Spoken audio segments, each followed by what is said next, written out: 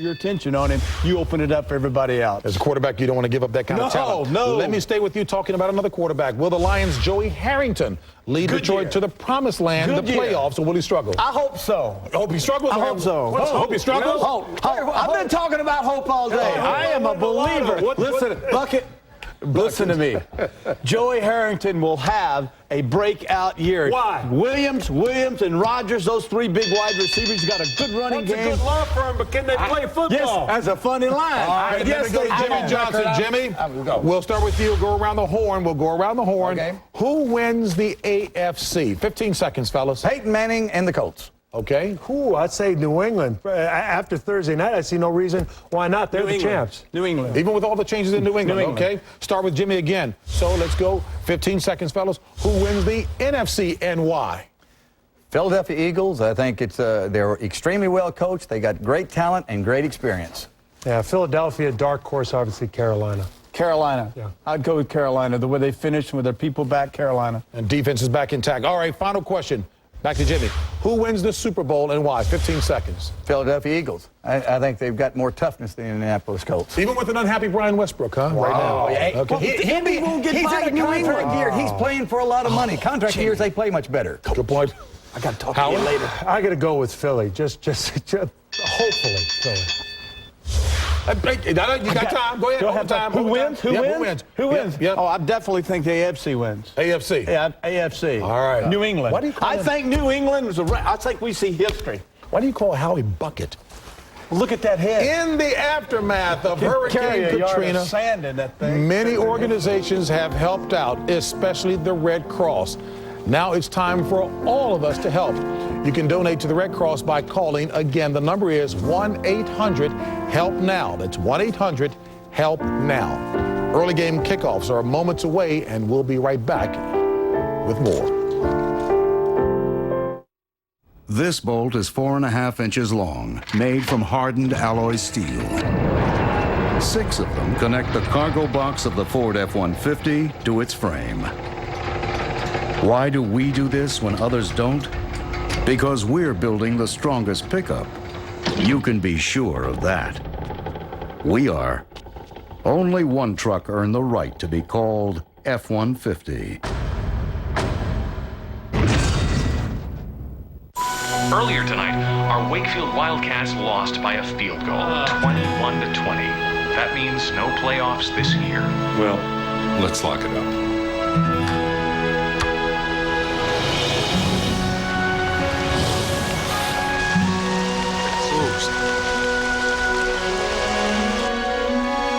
I can stay a while.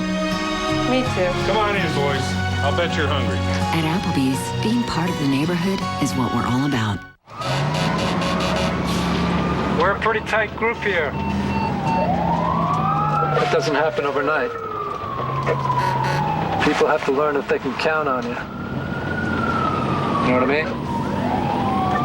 On a pound!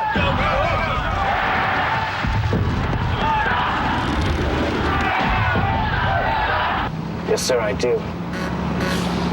Get strength for now, strength for later. Learn more at GoArmy.com. This is Duralast, the battery built to exceed the need. Engineered with all the cranking power you need for extreme conditions. Get the battery built to exceed the need. Only at AutoZone. This Family Guy premiere will change your life. There it is, the fountain of youth.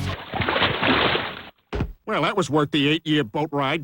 Pretty fly for a white guy. I'm one of those guys who can't wait to get to work in the morning. Like a dairy cow. Oh, yeah! Family Guy premieres followed by American Dad at 9 tonight on Fox. Viewer discretion advised.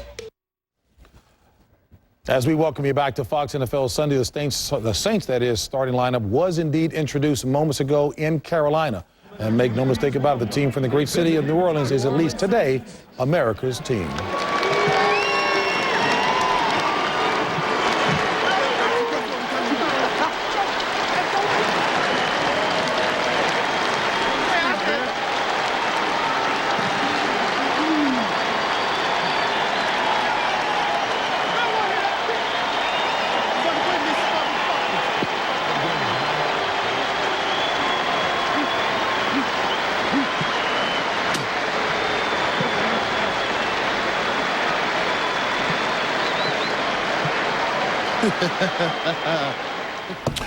All right, and also a sad note to pass along to you. A longtime sportscaster, a noted sportscaster indeed with ABC, Chris Schenkel, passed away at the age of 82. And we certainly wish his family the best as we pass along our thoughts and prayers.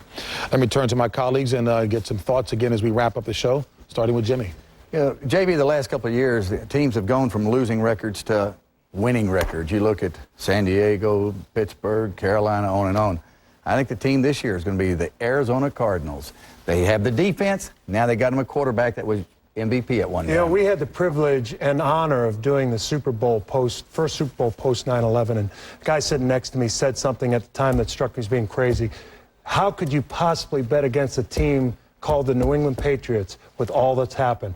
How could you possibly bet against a team like the New Orleans Saints with all that's happened? Well, on this, the 4th anniversary of 9/11, Patriot Day is recognized with the song America the Beautiful, performed live by pop stars Jessica Simpson and Nick Lachey. Let's listen to the sounds of the game. I know one thing. If anyone thought I wouldn't look good in purple, look at me now. Look at me now. I want a more reliable way to ship our packages. We need an all-out blitz on this. Okay, the last thing we need here is another bad football cliche. Why don't you use a phrase like creating synergistic alliances? And for your daily shipments, just go with FedEx Ground. Reliable shipping, that's not too expensive.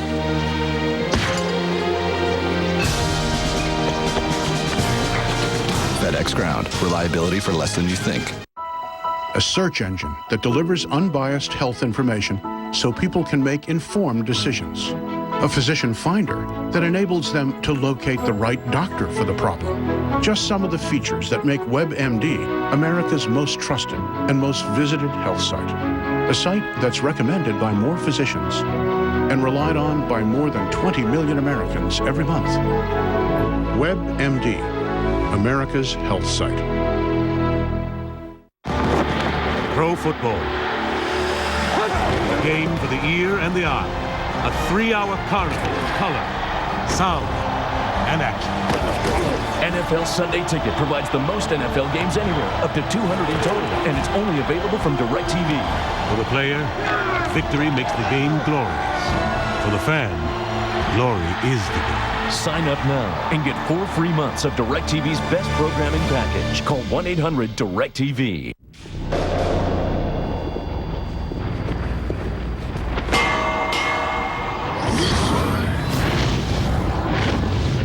The front and rear pillars of the F-150 are insulated with heat-activated foam to reduce noise, making it as quiet as a luxury vehicle.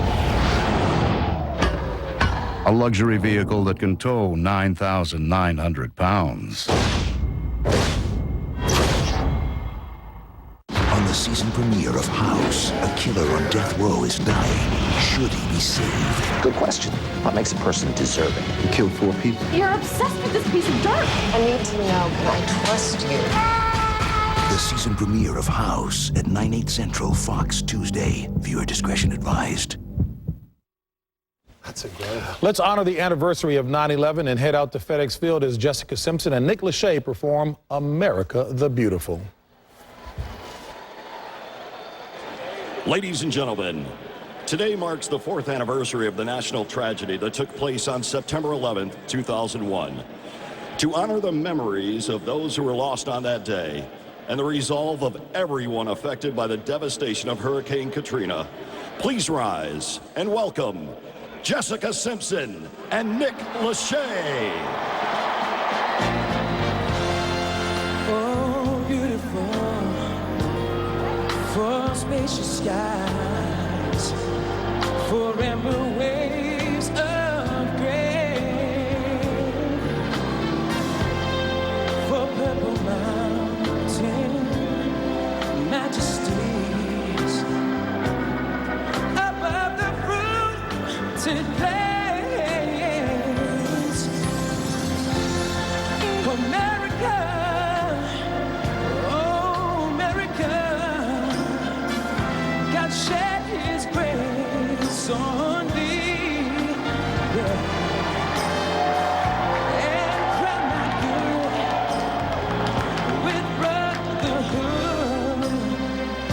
from sea to shining sea. Oh, beautiful, for heroes prove in liberating strife. Who more than self our country loved, and mercy more than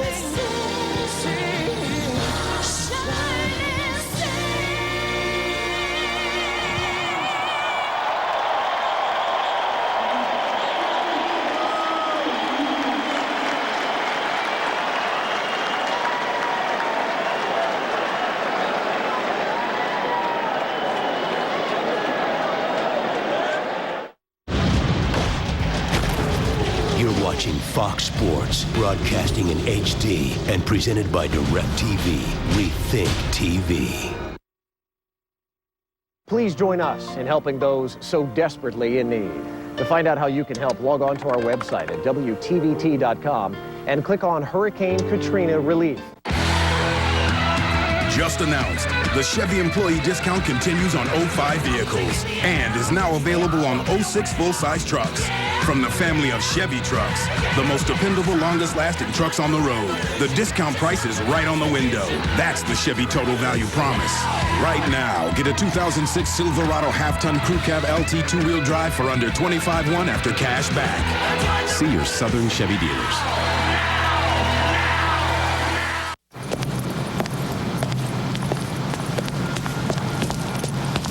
At Lexus, we believe having control of your car starts even before you get behind the wheel.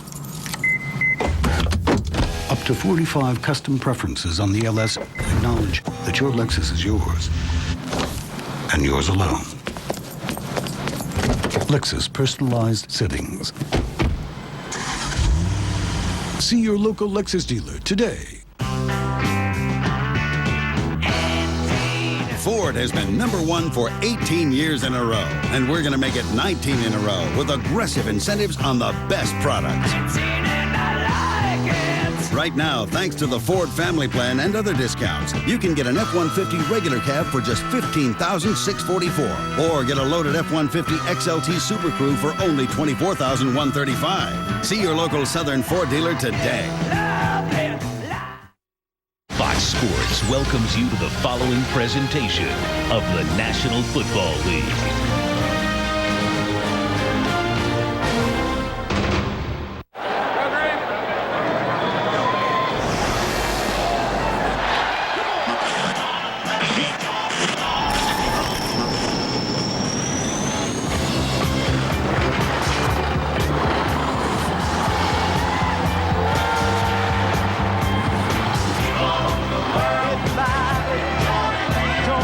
Starts out cold, ends up refreshing. Coors Light, official beer sponsor of the NFL. He lost his wife, I love you, but you can't come back. his job, No one can deny what you've meant to this firm. Meant?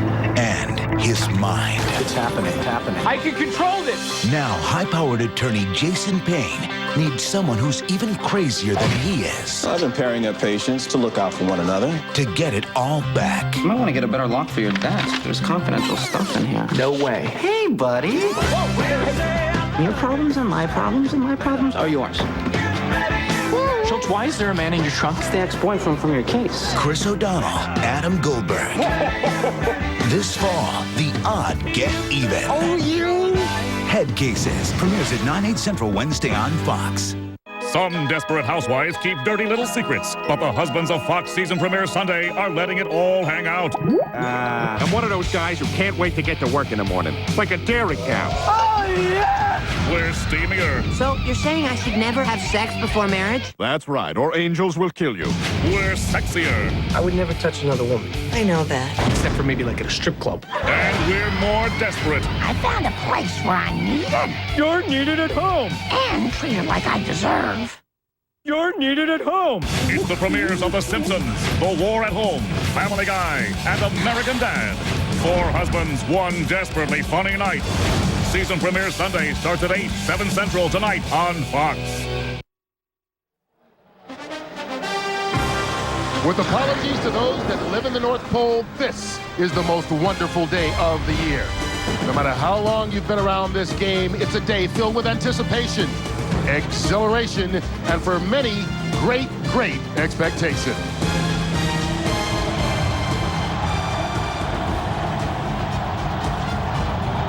And we are excited to bring it to you here on Fox Sports. It's week 1 of the National Football League as the Tampa Bay Buccaneers visit the Minnesota Vikings. Hello again, everyone. I'm Kurt Menefee, and you want to talk about excited. I'm excited to be here with my new partner, J.C. Pearson. You know, J.C., a lot of people are here at the beginning of the season, but everyone around the Minnesota Vikings expects them to be there when it all ends in February in Detroit. Well, the post-Randy Moss era officially begins today, Kurt. This is Dante Culpepper's team, and I think people are going to realize now how great a quarterback this guy has really become. You know, the guy is just ready to go today, and you know, I'm so excited right now. I just can't wait to get going. I don't think anybody can wait to get going. Even the Tampa Bay Buccaneers, they're coming off a 5-11 season, but they believe they can turn things around with the offense they've put together around quarterback Brian Griese. And they did that, Kurt, without much of a running game last year. So now they went out and they drafted Carnell Cadillac Williams with the 5th pick overall. If this guy can run the ball the way they think he can run it, he's going to take a lot of pressure off of Brian Griese. And keep in mind, today's game is brought to you in high definition on Fox Sports, presented by DirecTV, Rethink TV. And we will get a chance to see that new offense of the Tampa Bay Buccaneers first, as they have won the toss, and, you know, everybody buzzing with week 1 anticipation. And why not? This is the time of the year when everybody feels they've got a chance, and we've seen it year in and year out, teams that people don't expect to be there wind up there at the end of the season. Paul Edinger kicks it off. Torrey Cox at the 10, and welcome to the 2005 season. Cox going to be brought down right about the 24-yard line, and now we get a chance to see the 5th overall pick in the draft, Carnell Cadillac Williams, in action. And Kurt, he told us it's not going to take him long to get going. Some running backs, it takes them 5, 6, 7 carries to get in the flow. He said he's going to be ready from carry 1. Well, the one change with this Buccaneers offense that they are concerned about is they have 3 new starters on this offensive line, and they are wondering how they will come together in front of Brian Griese, who last year led the National Football League in completion percentage. He'll start the new season at the 23. And there's Cadillac's first carry. Does just what they thought he could do, makes a move and picks up 4. And you see the quickness that Cadillac brings to this running game now. And not only the quickness, Kurt, the strength. You see him run over Corey Chavis at the end of that run. And even though he's not a real big guy, I think people kind of underestimate his strength a little bit. Rookie coming out of Auburn on that undefeated Tiger team last year. And he gets his 2nd carry. Doesn't get far before being wrapped up right there at the line of scrimmage by Kenechi Udeze, part of this Vikings defense. You want to talk about new faces. Look, they build this defense around Kevin Williams, maybe the best defensive tackle in the National Football League, but 5 brand new faces, among them Pat Williams up front. They've got 2 new linebackers in Sam Coward and Napoleon Harris, who both came over in trades. And in the secondary, they've got Fred Smoot and Darren Sharper.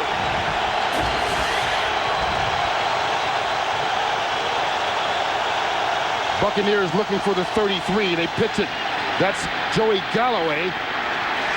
And it will be a 3-and-out to start the 2005 season as Dontarius Thomas gets in there to make the stop. And the one thing about this new Vikings defense is they're fast, Kurt, and they want to play sideline to sideline. Watch the pursuit of all the purple jerseys going sideline to sideline. This is what they want to do. They want to play inside out. They've got the two big Williams guys inside. They're going to force the ball to be run around the edges, and they think they've got enough speed now to run it down. And so Josh Bidwell comes on to punt for the Tampa Bay Buccaneers. Keenan Howry standing back deep for the Vikings. Good kick by Bidwell. Backs him up to the 20. And Howry returns it 15 yards out to the 35, and Dante Culpepper will get it started from there. Of course, Culpepper putting up a season for the record books last year, kind of quietly, really. You look at these are all time. The 83-year history of the National Football League, this is how they rank. Yeah, and that's why I think now with the spotlight directly on him, he's going to shine. People are going to now understand and realize how great of a quarterback this guy has worked himself into. First down just across the 34-yard line officially. And the Vikings hand it off to Mo Williams. Williams bounces off a tackle and keeps going for a nice pickup of 9 yards. Well, this Vikings offense has been highly ranked year in and year out, but they have one big missing key on offense besides Randy Moss at center. Their perennial All-Pro Matt Burke having surgery on Tuesday, done for the year. Corey Whitlow gets the start today, and Nate Burleson is the guy they look to take up the slack for Randy Moss as part of a deep, deep receiving corps.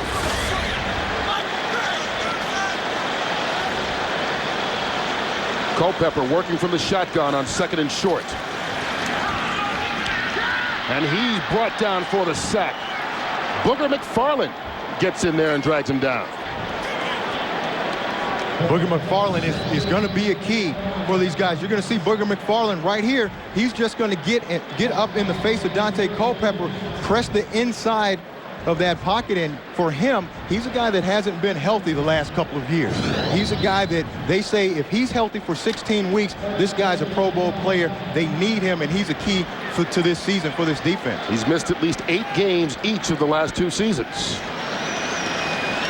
Vikings looking for the 44. Underneath, Mo Williams gets it into Tampa Bay territory before being caught from behind by Ryan Neese. But a first down for the Vikings after the pickup of 25 yards. And that's what the Vikings have to do today. They have to take what's there. Watch how deep Tampa Bay drops with those linebackers, and look at underneath. A lot of room there. They just dropped the check down to him. He's got a lot of room to run and picks up a first down. They said that they've got to be patient. They've got to take what this defense gives them, and that's a prime example.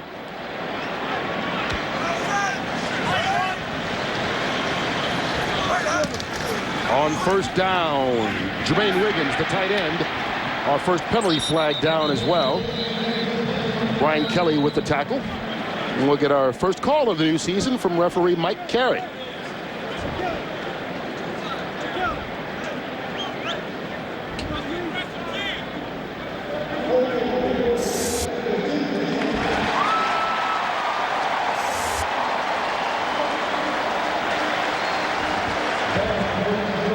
That's Brian Kelly. They got it.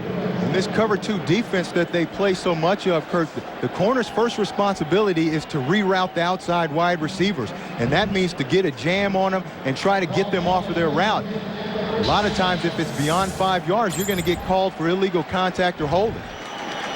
And it's also an automatic first down, remember that. So they get the 5 yards to the 35.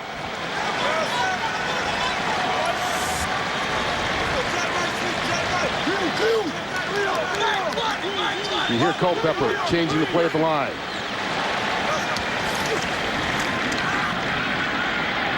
Right over the middle and through the arms of Jermaine Wiggins, incomplete.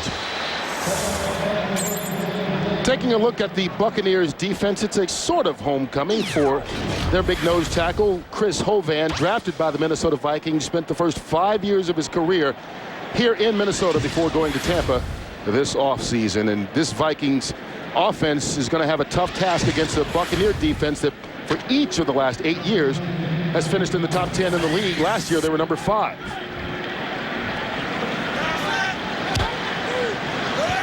Minnesota going with 3 wide receivers.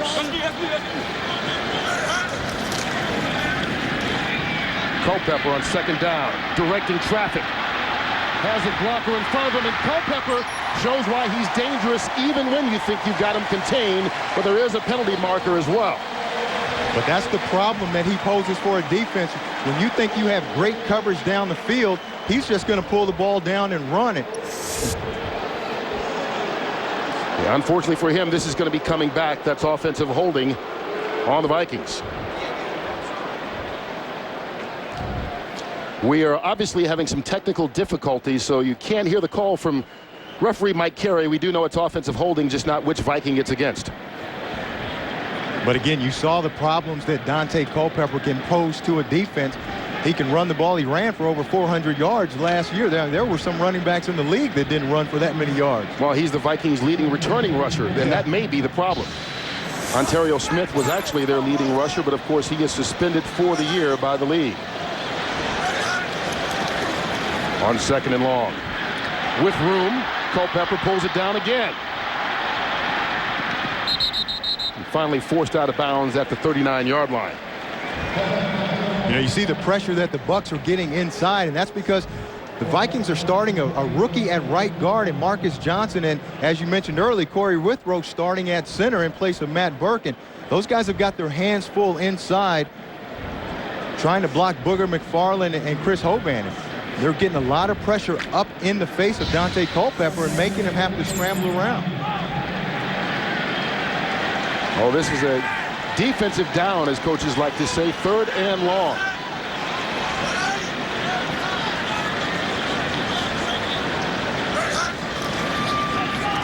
Looking for the 25. They get it. Right there on the marker, Marcus Robinson.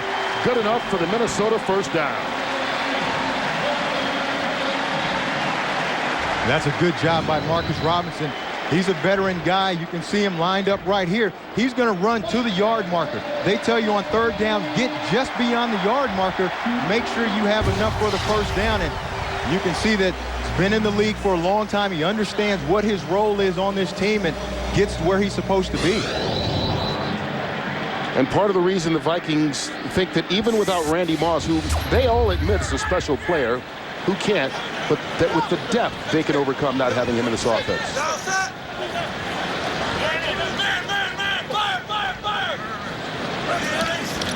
First down from the 25. Culpepper again. Intercepted in the direction of Nate Burleson, but right into the arms of Brian Kelly.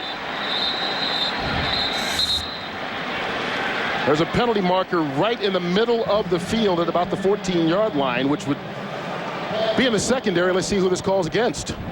But just miscommunication there with Dante Culpepper and Burleson. He thought Burleson was going to run that slant route, and Burleson looked like he didn't even expect the ball to be thrown out there like it was a running play.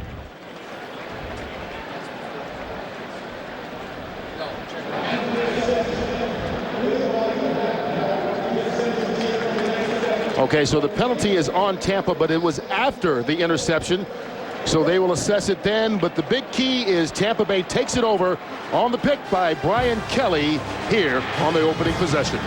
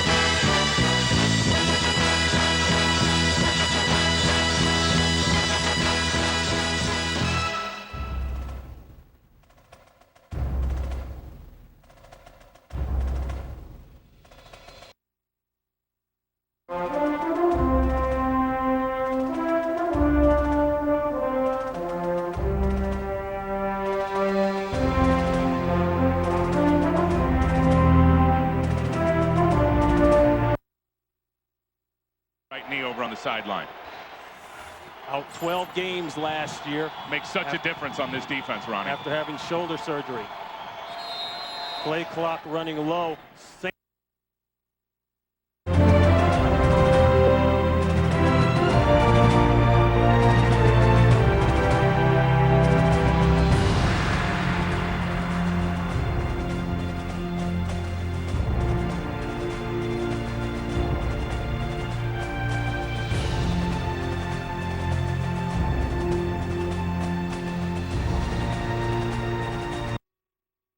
40.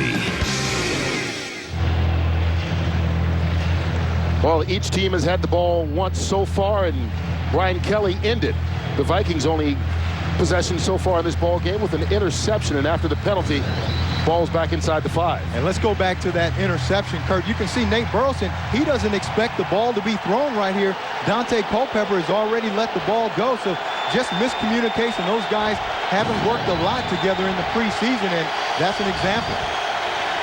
Carnell Williams. And Williams out to the 13-yard line. Give him 9.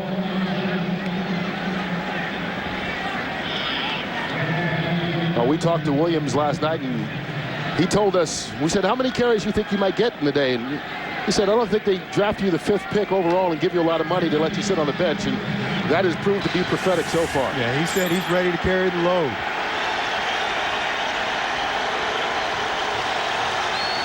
Second and short. Here's Cadillac again, fighting for that extra yardage. He lost the football in the process.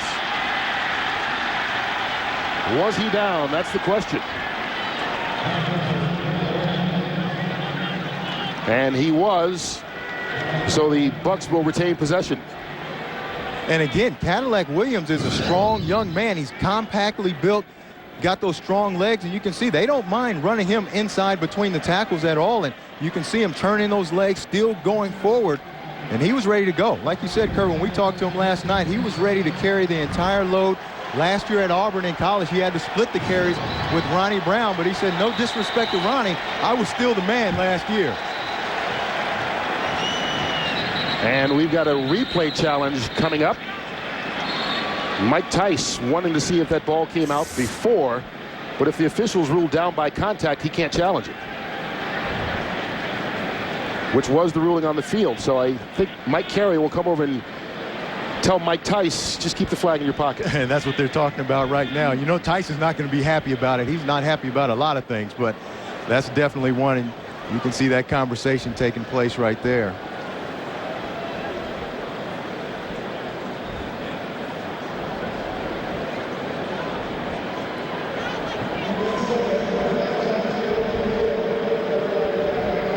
I think Mike Carey's making the announcement to the crowd right now and saying the very same thing, that they wanted to challenge it, but because he was ruled down by contact, you cannot challenge that call. And the major reason that's done by the officiating department is because it's a judgment call for the officials. It is, and it's so hard to see, especially when you get all those guys piled up on those inside runs. It's hard to really see where the guy is, where the ball is, and once they blow it down, because you don't want to get anybody injured. If you let the play continue, guys are still going full speed, and now you risk getting guys injured.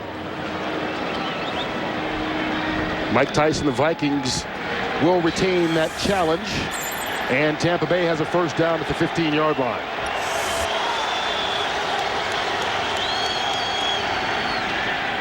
Ike Hilliard, the former Giant, being knocked out by the former Redskin Fred Smoot after a short pickup.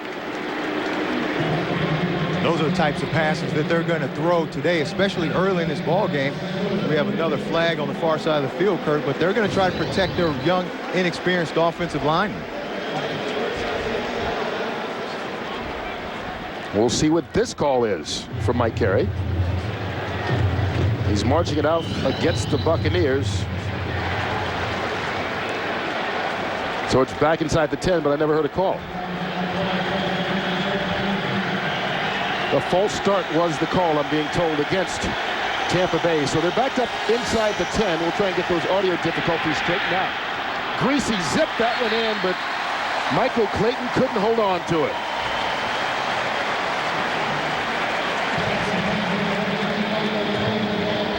A lot of talking going on out there, but watch Newman. He's going to delay blitz, and he's going to come untouched right off the edge right there. Just gets right after Greasy. He beats Anthony Beck, the tight end, who's responsible for the corner, but Beck looks down inside because of Johnstone's pressure, and now all of a sudden Newman is untouched to Greasy, and that's what they want to do. They want to confuse this young offensive lineman. They're going to run this 3-3 defense that they're in right now. And Newman comes on the blitz and stops Williams in the backfield.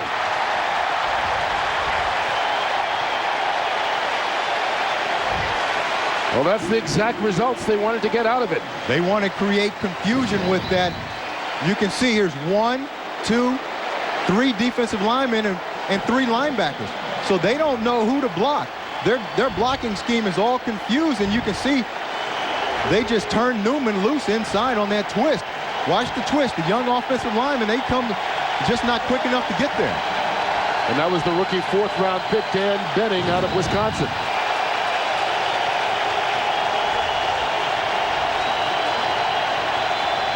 They just handed off to Carnell Williams, and Newman was there once again, got plenty of help from his friends. Newman is having a big series. You can tell him he's ready to go. And again, they stay in that 3-3-5, and that's something that Tampa Bay didn't prepare for. They had never seen the Vikings run this again. Now you got Keith Newman right here again, taking on a block, but now he uses his quickness and runs to the outside, and their blocking schemes are all messed up. Anthony Beck is blocking down again. Now Newman just comes to the outside, and you know, that's what they wanted to get out of that 3-3-5 is a lot of confusion, get up the field and disrupt that offense. And now Bidwell will have to punt from the back of his end zone.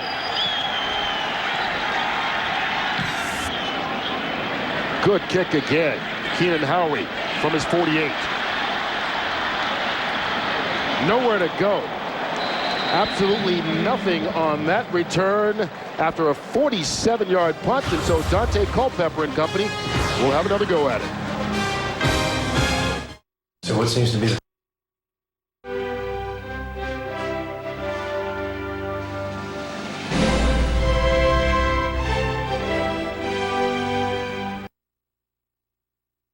wide receivers, that's when he's going to get nervous, because with Jerry Azuma going out, they can get Rasheed Davis in to pick up that slack, but when they get into these other packages of multiple wide receivers, it starts to catch up to him. 3rd and 7 at the 34. Once again, Ramsey has time, and the pass is caught by David Patton, and another first down.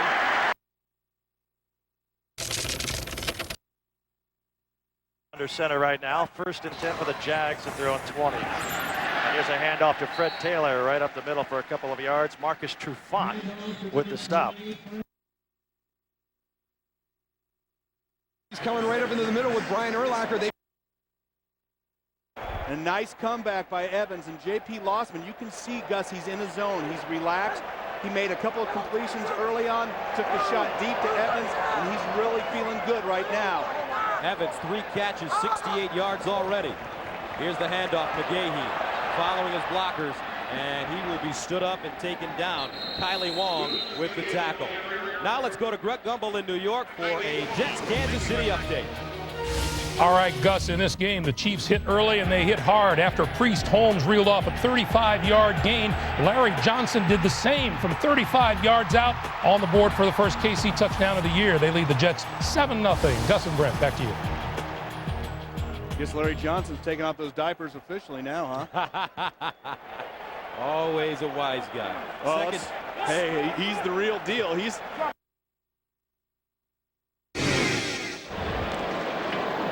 The Minnesota Vikings, hoping this new defense is improved. They forced a 3-and-out on the Bucs the first possession. Second possession, 5-and-out. Well, they sure look like they've improved, and really they're using kind of this gimmick defense, and this 3-3-5 is confusing that young, inexperienced offensive line of Tampa Bay. They're going to keep doing it until those guys prove that they can block it. The Vikings offense has had 1 possession.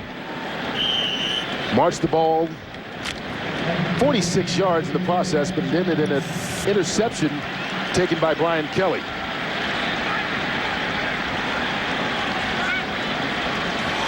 Starting at the 49-yard line.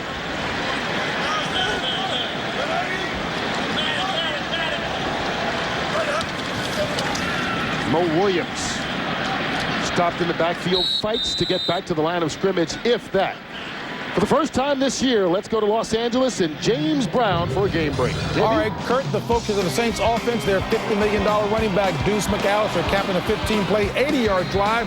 Saints didn't score a point at all on the opening drive all of last season. They get 7 here. By the way, Aaron Brooks was 7-7 for 55 yards. They're up by 7. Back to Kurt and JC.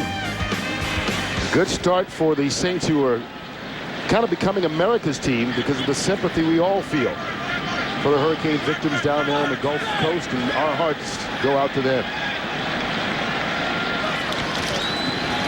Culpepper just lost that football, and he lost it behind the line of scrimmage. It's a live ball picked up by Dwayne White.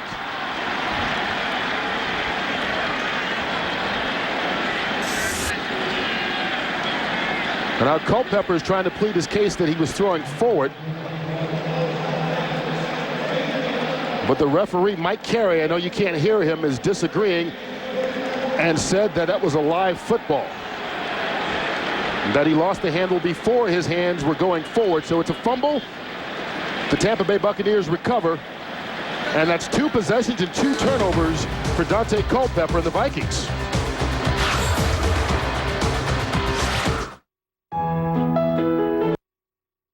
Be the guy jumping off sides. You're moving on the ball. These are sexy enough. A good offensive line and running back, so you should be good in the red zone. First and goal to go. Looking over for Gonzalez. Now on the right side, it's Holmes. Vilma dragging him down. Green. Tell me those aren't socks and sandals, Klein.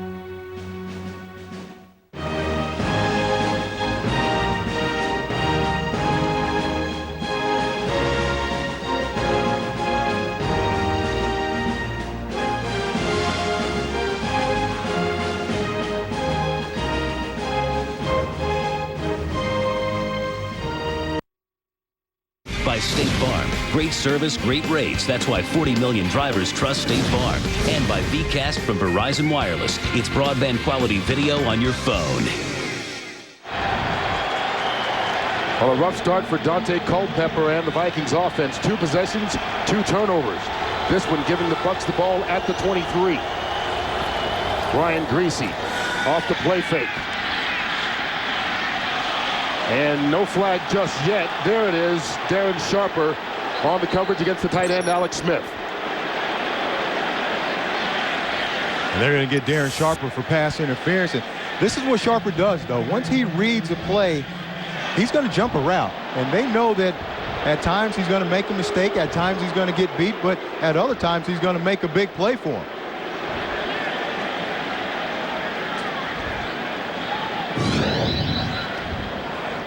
You're going to see coming from right to left, Darren Sharper. He's trying to get there and jump the route. They're going to question if that ball was actually catchable, though. And obviously we're still having technical difficulties with the referee Mike Carey's microphone. And what they're saying is that ball was not catchable. After the discussion, the officials decided to call it just an incomplete pass because it was not catchable, no pass interference, and they'll put it back at the 23. 2 tight ends in for the Bucs.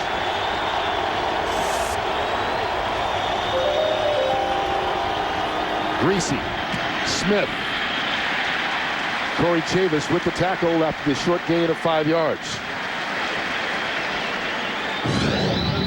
Kurt, let's go back to the Dante Culpepper turnover. He audibles out because he sees man coverage outside. Brian Kelly's playing off. You can see he's going to signal just a quick hitch outside, but then Brian Kelly jumps it outside. Dante tries to pull his arm back, and the ball just slips out.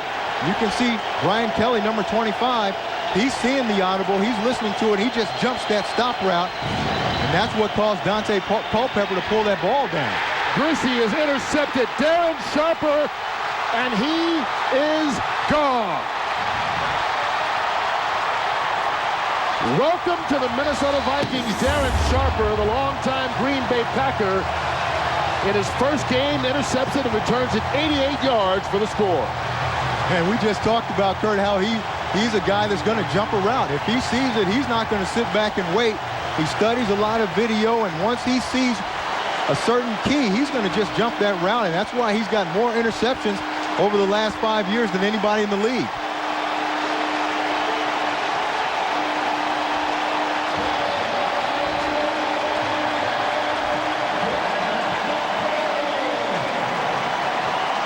The celebration going on the sideline and in the stands as Paul Ettinger comes on to attempt the extra point.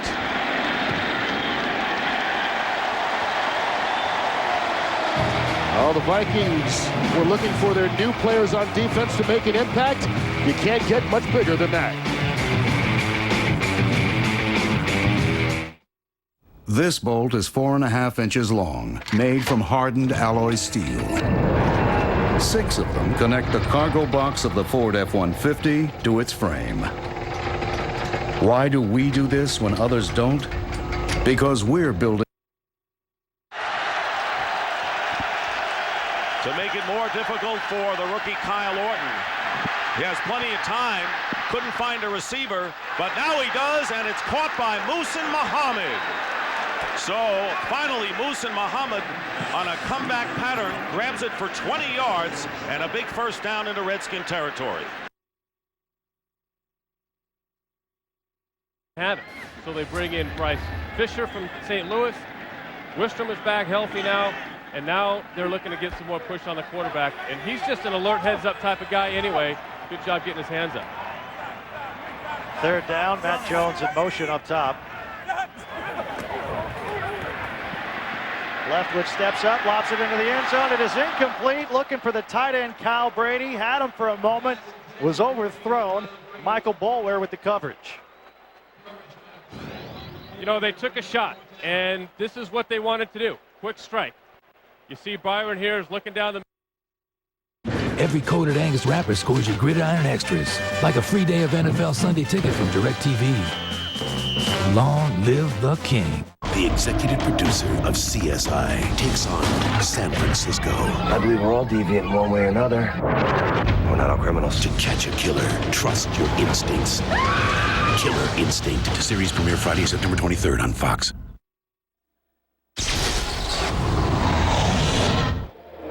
I know one thing. If anyone thought I wouldn't look good in purple, look at me now. Look at me now. Everyone got a chance to see Sharper in his brand new uniform, showing off for the folks. Yeah, that's why they brought him here. That was his 6th career interception return for a touchdown.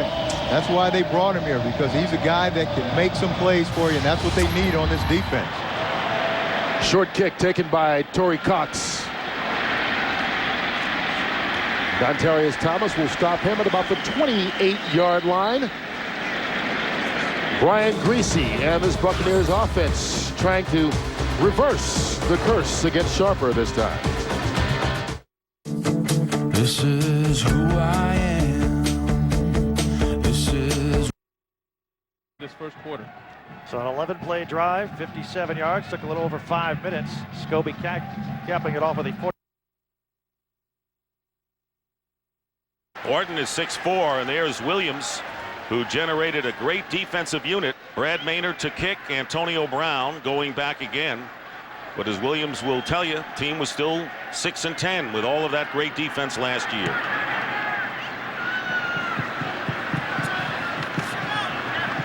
And the ball going out of bounds at about the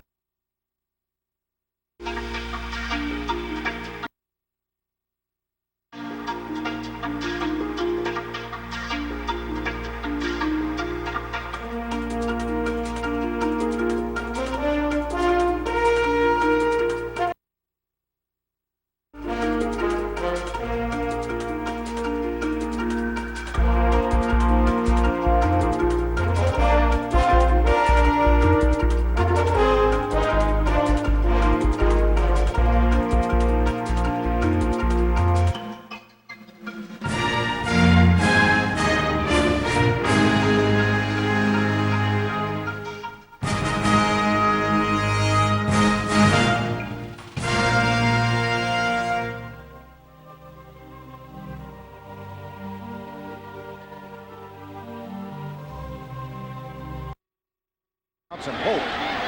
Ah, the mistimed it. Todd DeVoe mistimed it. And now a conference. They're going to talk. Oh, well, maybe he didn't. They're going to talk. Yep. Yep. No, touch that.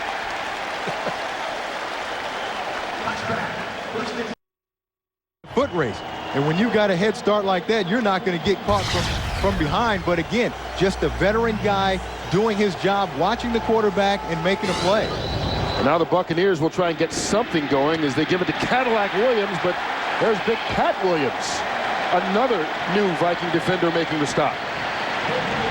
And Pat Williams is 317 pounds. Oh, yes, sure he is. Yeah. At least. And he's a load. You're going to see him, watch him just go down the line of scrimmage. He's going to scrape parallel and then just hog tie Cadillac Williams there. That's what he's going to bring to this defense. He's a guy that's a run stuffer inside, but the big guy, he can move laterally also. And this has been a rough start for this Buccaneer offense so far in this ballgame. Greasy over the middle, batted around and incomplete. Darren Sharper there on the coverage on the pass intended for Michael Clayton. Let's check in with JB in LA for another game break. Hey, Kurt, you know, many are picking Carolina to be a serious threat for the Super Bowl because of the return of this guy, Steve Smith, on the receiving end of that 33-yard strike. That from Jake Delhomme. Of course, Steve Smith was out all of last season, suffering an opening game injury. It's all knotted in Carolina at 7. Back to Kurt Menefee.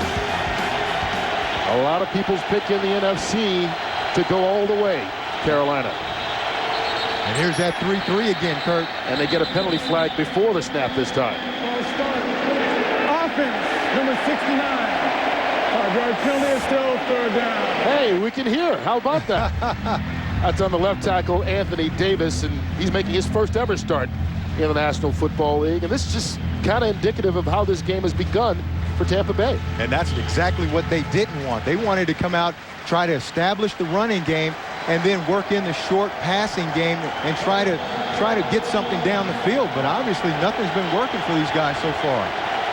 And they need to cross the 39 here.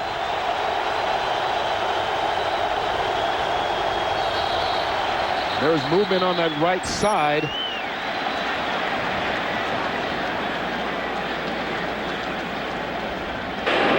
Neutral zone infraction.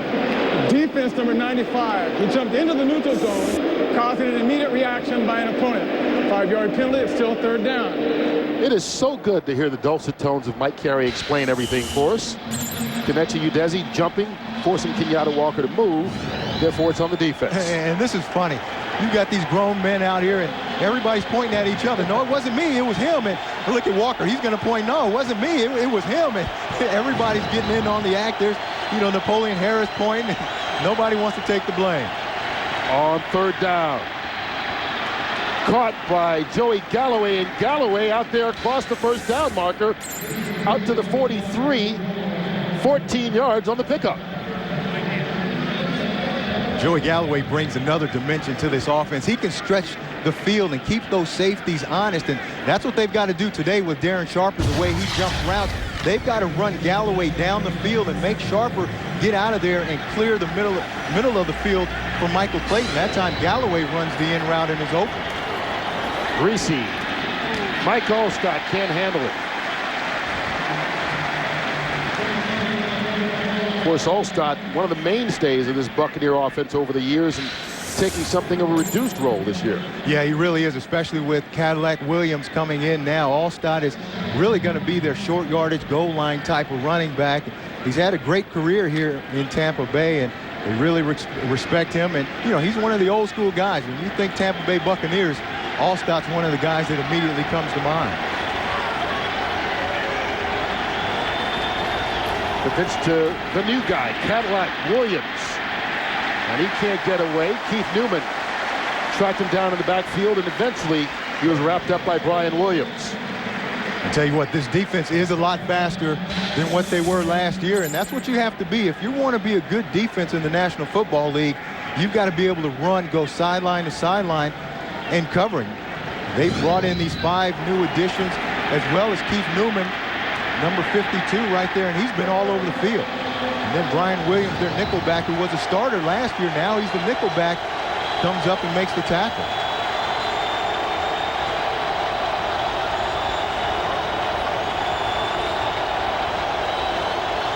Bucks looking for the Viking 44. Galloway makes the catch. Good adjustment by Joey Galloway to beat Brian Williams and pick up the first down. And that was actually pretty good coverage by Brian Williams. He's all over him, but Joey Galloway, watch him at the end, just bump and run coverage. Joey Galloway never lets him know the ball's coming.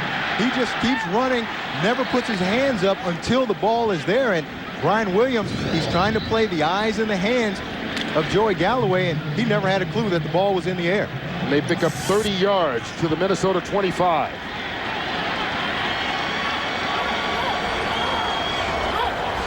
All kinds of shifting going on, and the whistle blows before the snap.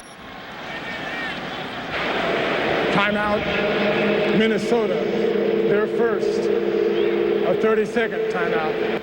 And with 7 seconds to go here in the first quarter, the Vikings use that first timeout. Oh, keep in mind, we've got more football action coming up with the second game of our Fox NFL Sunday doubleheader. It's the Packers and the Lions, the Rams and the 49ers, the Cowboys and the Chargers, and the Cardinals traveling to New York to face the Giants. It's all coming up next. Check your local listings to see which game you will get in your area. And boy, it doesn't get much more exciting for everybody than it does on opening weekend, no matter whether you're home, road, a team that did well last year or had little success. Opening day, there's nothing like it. Everybody has high expectations that their team is going to be there at the end. And, you know, the preseason, everybody wants to get through the preseason healthy. Everybody's really vanilla and basic, so you really don't get a good idea of what your team is going to be until opening day. And that's why everybody all around the country is so excited about it. Of course, the opening game of the season happened Thursday night. The New England Patriots starting off this year with maybe even more explosion than they've had in the past by knocking off the Oakland Raiders. First down from the 25. Cadillac Williams makes the move, and Williams picks up 3 tough yards. Final play of the first quarter. It's been the defense for the Vikings that's put up the only touchdown of the game so far, and Minnesota leads it 7-0. Fox NFL Sunday will continue right after this.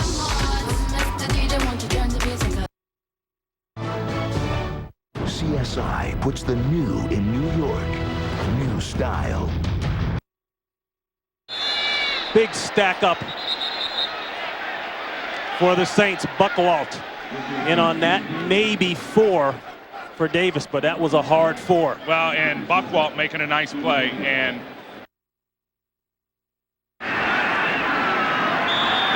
will call a timeout.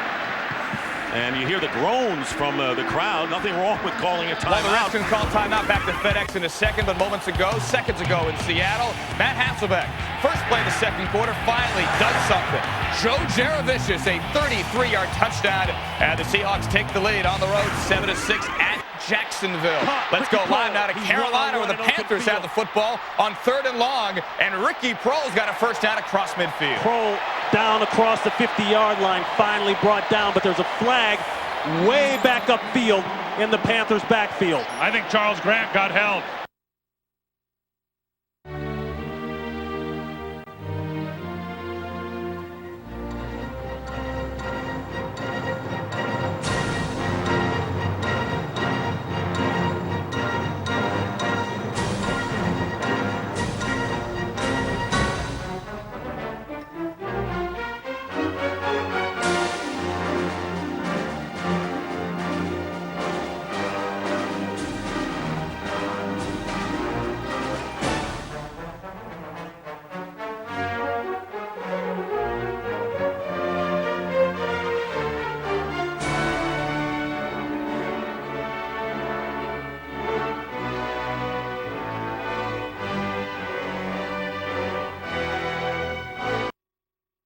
Rooting sections here, I can see.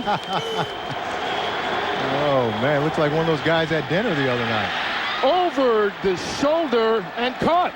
Alex Smith, the rookie 3rd-round pick, with his first NFL touchdown from Brian Griese. 23 yards on the first play of the second quarter. And that's what they needed from him. That's why they brought him in, to give them a threat at the tight end position. And Minnesota was in that 3-3-5, and what Tampa Bay is going to do now, when they see that, they're just going to go right at him. They're not going to try to run the ball and let those guys run around. It's Matt Bryant for the extra point.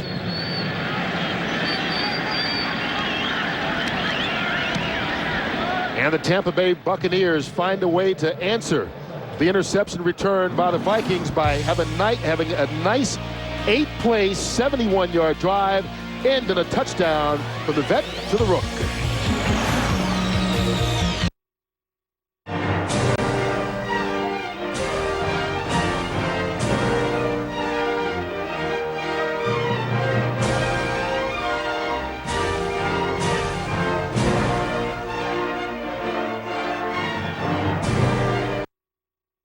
So you can see that there is a conscious effort on his part to try and improve that. And Sean Taylor, the outstanding safety, has come in the game. There he is on offense. He's that versatile. 3rd down and 6, and there is Taylor on offense. And Ramsey looking his way, but he goes underneath to Cooley for the touchdown.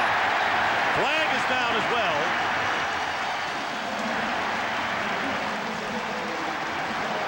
It's coming back, Mr. Stockton. Pass interference, offense, number 47, 10-yard penalty, 3rd down. So Chris Cooley apparently pushed off to get free for the underneath score after we saw Sean Taylor, a defensive player, come in the game. Here's Chris Cooley here on the wing. We'll see if he gets a little shove as he gets on the field. Right in this spot, going into Mike Brown. A little bit of a shove to create the separation. Big Bell Value Menu, featuring the... Doesn't seem like we're going to be filled with 6-pointers. And as a result of the penalty, the Redskins looking at 3rd and 16. Back on their own 60, on the Bears 16-yard line. Liddell Betts in, and getting slammed down is Ramsey, a fumble. And let's see if the Bears have recovered. Wow, he was hit by Lance Briggs, among others, and the fumble recovered by Chicago. Their 2nd turnover. In Minneapolis, the Vikings defense had reason to go crazy early on with the 88-yard interception returned by Darren Sharper, but the Buccaneers answered that on the last possession as the rookie Alex Smith took it in from 23 yards on the reception from Brian Greasy.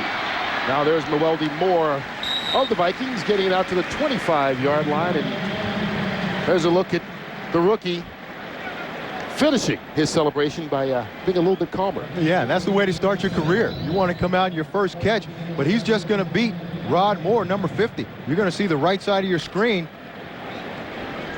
Greasy just throws the ball up, and he just runs by him. And that's the dimension that they didn't have last year, was a tight end that can run down the middle of the field and outrun a linebacker. Now they've got that, and they're very happy with Alex Smith. Culpepper has thrown an interception and fumbled once in this ball game already, and hands it off to Michael Bennett, his first carry of the day. And Bennett will cross the 30-yard line. Michael Bennett in the final year of his contract with the Vikings, and really an important year for him, because when he's been healthy, we talked about Booger McFarland earlier, he's shown the ability, but the problem is he hasn't been healthy the last couple of years. And that's the key, Kurt. The best ability any player can have is availability. If you're always hurt and you're on the sidelines, it doesn't matter how good you are, you're not going to help your team.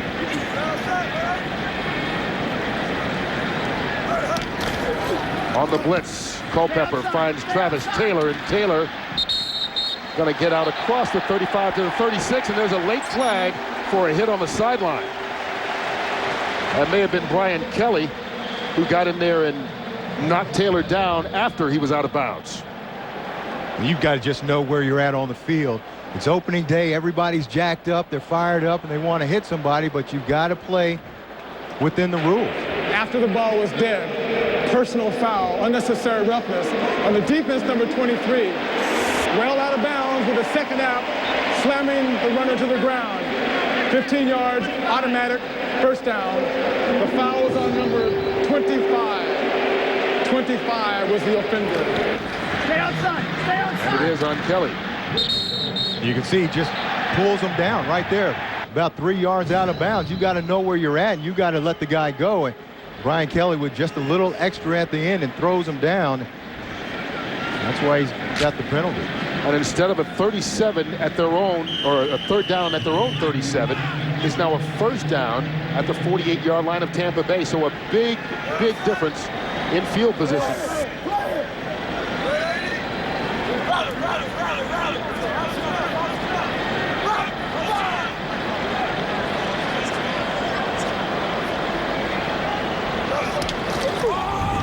Culpepper to throw again.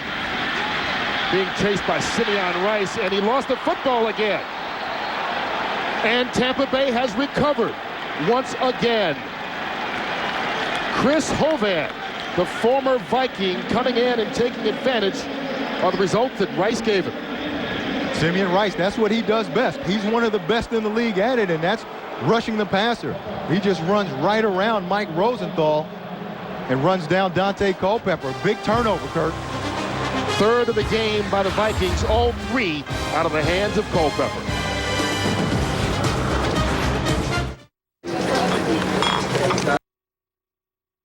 Relatively early in the second quarter. Pump fake by Orton. Down the middle, Musin Muhammad. And he loses the ball. And the Redskins may have it back. Now they say incomplete. Musin Muhammad appeared to make the catch and make a step, and then was hit, but it is an incomplete pass, so it'll come back. Well, that hit on Patrick Ramsey has gotten this crowd energized, and it was the defense that got them going when they took the field after that turnover, and it has continued on every snap of that series, culminating right there with a big hit on Musin Muhammad in the secondary. I can't remember the last time I've seen him drop a ball like that. This is turning into a very physical football game. Fourth down. We just got the word on Patrick Ramsey, too, guys. Got a little shaken up on that play, but he is going back in the next series. There's Musin. He's got it down. He doesn't get his feet. I don't remember the last.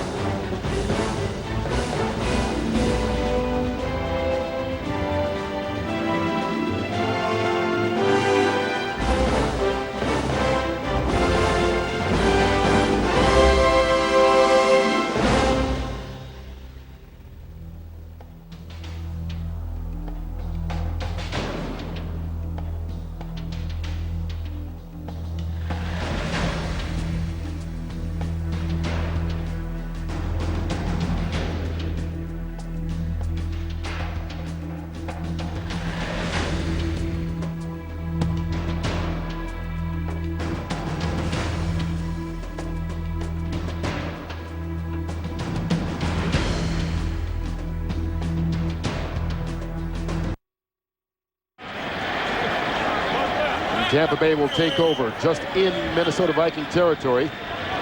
Ball just across the 50. Greasy going deep, looking for Galloway, and that one's underthrown, incomplete. Let's throw it down the field, and the third member of our crew this opening day, Jay Glazer. Jay. Hey, Kurt, hey, JC, you saw how fast Simeon Rice was there on that sack. Well, Simeon this offseason decided to work with a sprint coach, and why? He told me before the game that he intends to shatter Michael Strand's single-season sack record. Well, just how fast has he gotten? Last week he raced Rondé Barber, and he beat him in the 20-yard dash. And Ronnie said, here's a guy who's 265 who's beating me. Something's wrong with this picture.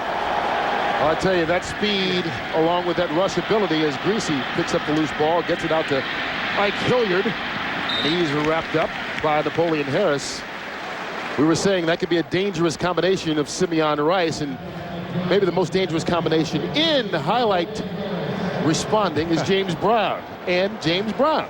Heard Terry Bradshaw asked me to be more judicious in this highlight, so I'll tell you that Matt Hasselbeck, staring right, pulled the safety over, goes back left to a wide-open former Buccaneer, Joe Jurevicius, 33-yard strike, 7-6 Seattle, that in the second. Back to Kurt Menefee. All right, JB, third down for the Buccaneers. Greasy changing everything at the line of scrimmage. Leading the 39. Here's the blitz. Keith Newman got him, but he got away, and Greasy throws that one. Fred Smoot made the interception.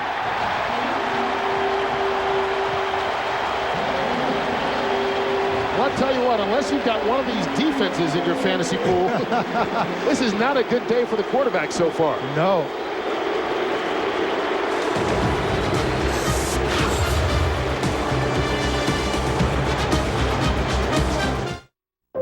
Every 60 seconds, something charitable.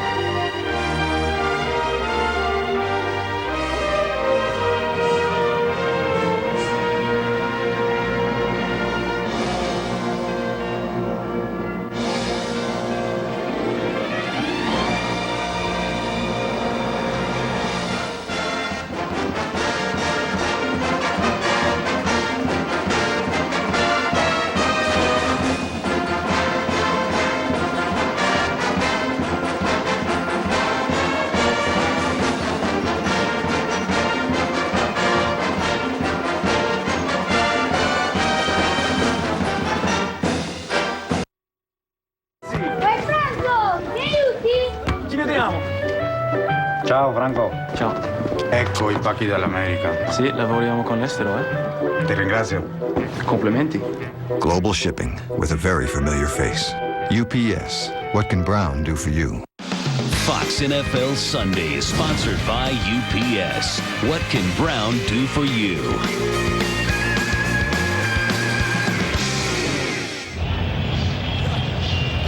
Another of the new faces that the Vikings signed this offseason, Fred Smoot from the Washington Redskins, paying dividends. And as I said, a rough start for these two offenses. 8 combined possessions, 5 total turnovers. From the 28, Michael Bennett. Caught in the backfield. Booger McFarland was the first guy there. Simeon Rice cleaned it up. And Kurt, when we go back and look at the interception, watch Carnell Williams, number 24 right there. That's the problem you have with young running backs, is pass protection. You can see Joey Galloway right here. He runs the corner route. Brian Greasy, I don't know where he's throwing the ball. It's nowhere near Galloway. It looks like he might have been trying to throw to Allstott, but just a bad throw. He's got to make a better decision and throw that ball out of bounds. 2-yard loss by the Vikings on that last run. Culpepper. Underneath, Jim Kleinsaucer, the tight end, makes the catch. Kleinsaucer is the guy the Vikings are looking forward to having back in the offense. He got injured last season in the opening game in Dallas and missed the entire year with a torn ACL. He's a big part of this offense, especially in the run game. That's where they really missed him, on the edge, getting outside. And Kleinsaucer, extremely good blocker. He's 272 pounds, so it's almost like having another offensive tackle out there. But that's where they really missed him, is in the run game. He's lined up in the backfield right now at fullback. 3rd and long. Culpepper stepping up. Too far for Jermaine Wiggins, incomplete. And that's an example right there, Kurt, of getting impatient, trying to force a ball downfield. They've been struggling on offense. They've turned the ball over, and now Dante Culpepper is pressing a little bit, trying to throw the ball downfield. There was nobody open. Wiggins was nowhere near open down there, and he's lucky he didn't throw another interception. And the rookie Chris Kluwe will come on to attempt his first punt in the National Football League. Mark Jones, just signed this week after being released by the New York Giants, will return it for Tampa.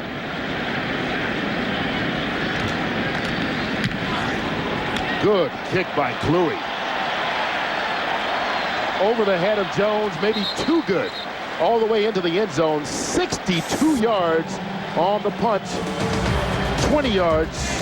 We'll bring it back. They'll net 42, and I think Nate Burleson will use all the time he can to rest. To dare for all not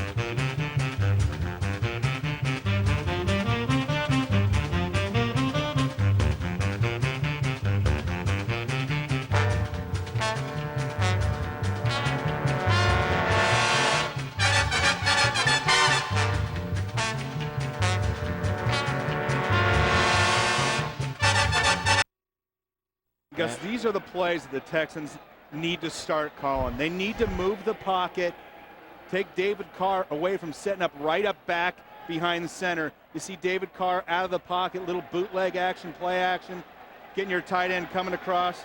Matt Murphy making a good grab, getting the first down. Texans' first down of the game.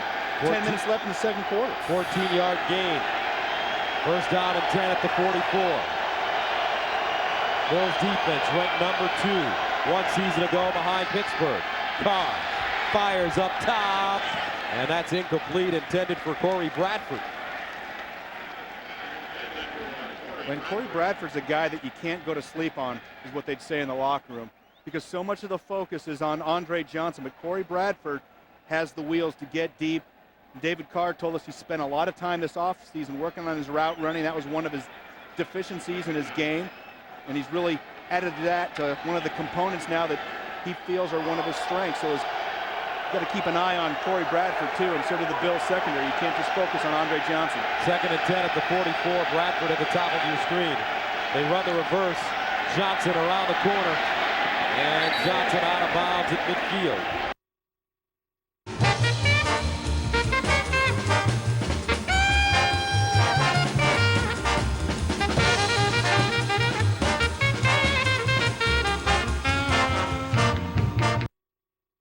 Sidelines here as this opening weekend is off to a start in the National Football League. Tampa Bay and Minnesota all even at 7 as Cadillac Williams runs into Pat Williams after a short 3-yard pickup.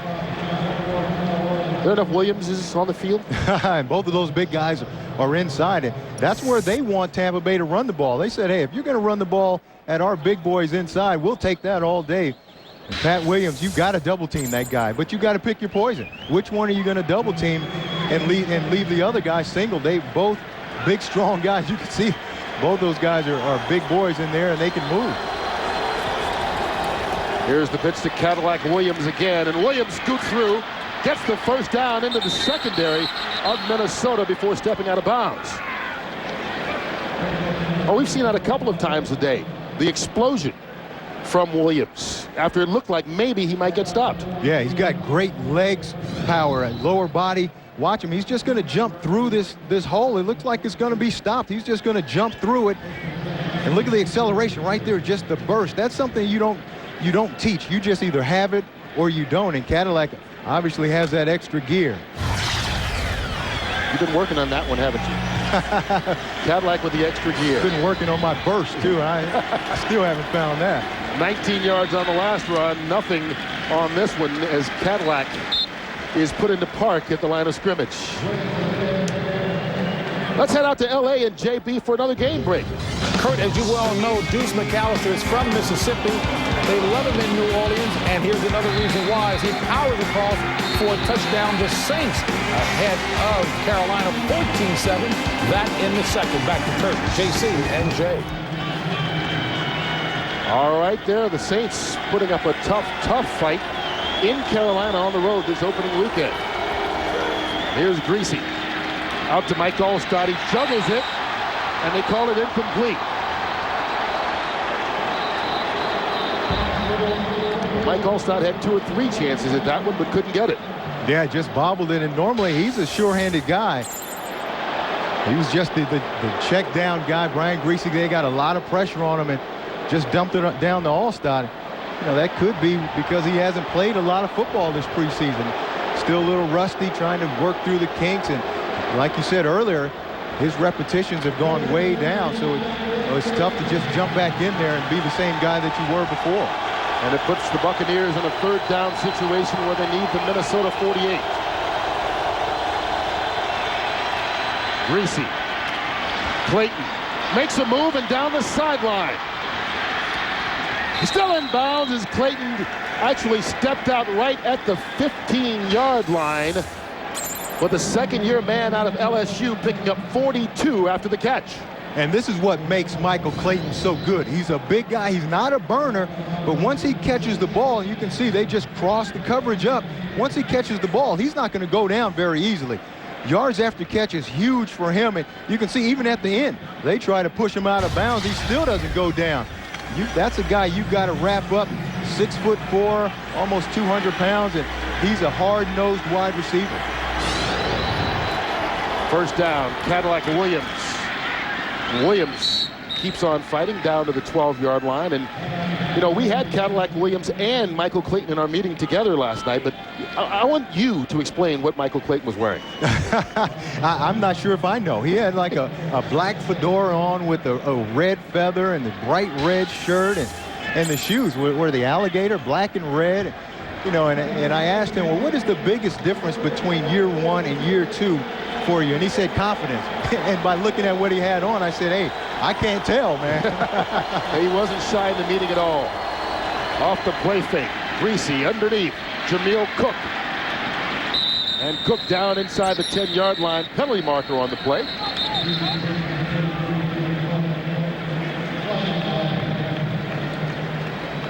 One thing neither Clayton nor Cornell Williams lacked was confidence. But in a good way, both of them. In a good way, and the thing about them, too. Illegal shift on the offense. 2 men moving, not getting set from the second before the snap. 5-yard penalty is still second down. And, you know, the thing about both of those guys, Kurt, Cornell Williams and Michael Clayton, Gruden said those are 2 of the hardest working guys on this ball club, bar none. And so that confidence is there, and you've got to have confidence if you're going to be a good player, but they back that confidence up with their work ethic. Well, the Buccaneers backed up after the penalty.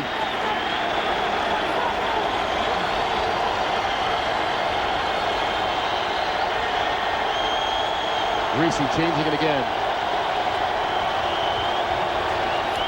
And everybody moved except the center. False start. Offense number 79. 5-yard penalty, still second down. That's John Wade. I think he forgot the one man that you need to remember what the snap count is. Exactly, but that's what crowd noise does for you, especially with Greasy trying to check out of the play. And John Wade, his job is to set the protection, so he's looking at the Vikings, and they're jumping around, and they're trying to check out of defenses, and he just forgot to snap the ball. Now the Bucs looking for him to solidify that offensive line with all the changes they've had as he comes back from knee surgery. Got it right this time. Cadillac Williams fighting down to the 16. You know, Cadillac Williams has heavy expectations on his shoulders as the 5th pick in the draft. And, you know, you look over the franchise history of the Buccaneers, they've had some good running backs, but James Wilder is the career leader with less than 6,000.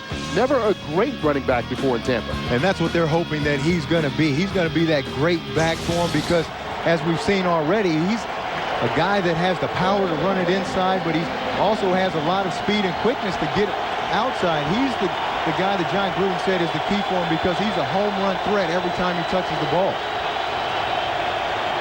Bucs inside to Joey Galloway. He needed to get to the 6 for the first down. We'll see where they spot this football.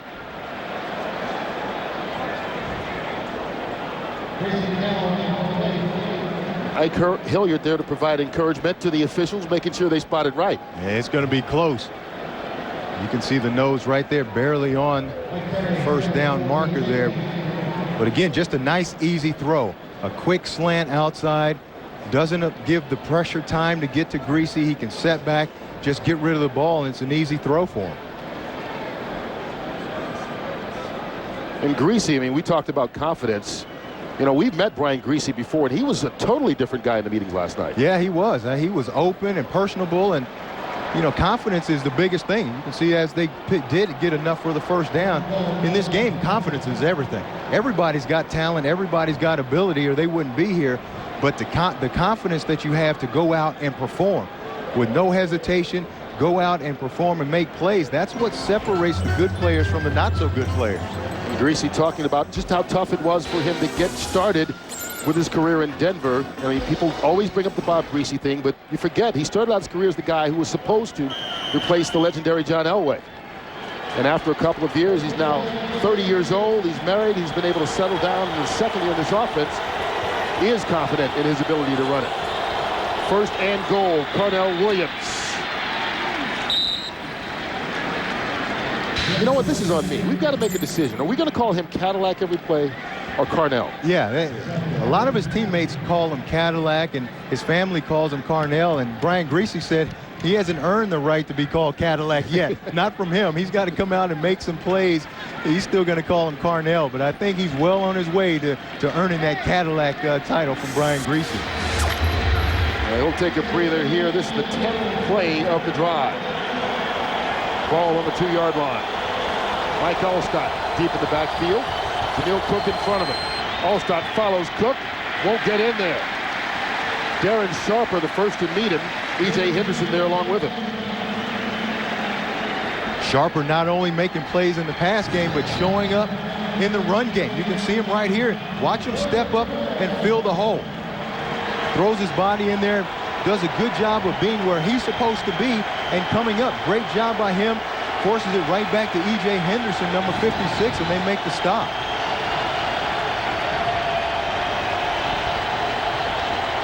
Well, the Viking faithful hoping that this new defense, which has scored the only Minnesota touchdown of the day and has also come up with another turnover and a couple of big stops, can make it once again as the Buccaneers are forced to call a timeout with the play clock winding down. Well, we talked about the turnovers that the Vikings defense has created, but you know what? They're not alone in creating turnovers. Some of it has been created by the Vikings offense today. No question. Dante Culpepper here, just miscommunication with Burleson, just a comedy of errors. Here's a fumble here. He doesn't hang on to the ball, and then another interception here by Darren Sharper against Brian Griese, and then Culpepper doesn't secure the ball, and Simeon Rice strips it out of there. I mean, just a comedy of errors all over the field by both of these offenses. I'm sure they're going to all get an earful when they go in at halftime, because the one thing that coaches hate more than anything is turning the ball over. I always wonder, week one, how much does that have to do with it? These starters really haven't played in about 20 days since that third preseason game. Not for any length of time. Yeah, there's a little rust there, but there's no question that they shouldn't be this rusty. Neither one of these guys, they've worked all week long. They've worked all training camp. They understand the systems. That's not an excuse. They've just made some bad decisions. And, you know, Culpepper, he's got to know that he's got to secure the ball, whether he's running it or trying to throw it. Buccaneers 2 yards away on third down.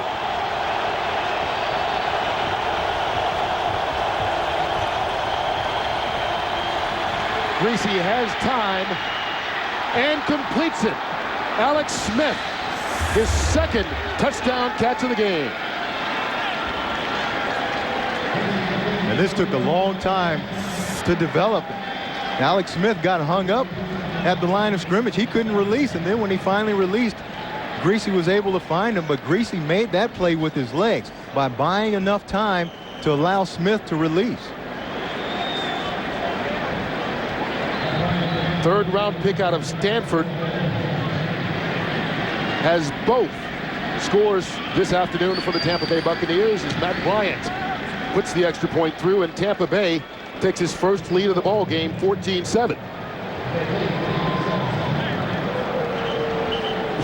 Brian Griese does an excellent job here just buying time with his legs. You can see there's nobody open. Alex Smith is hung up inside, but Griese's able to run to his left and then turn and throw with his right hand across his body.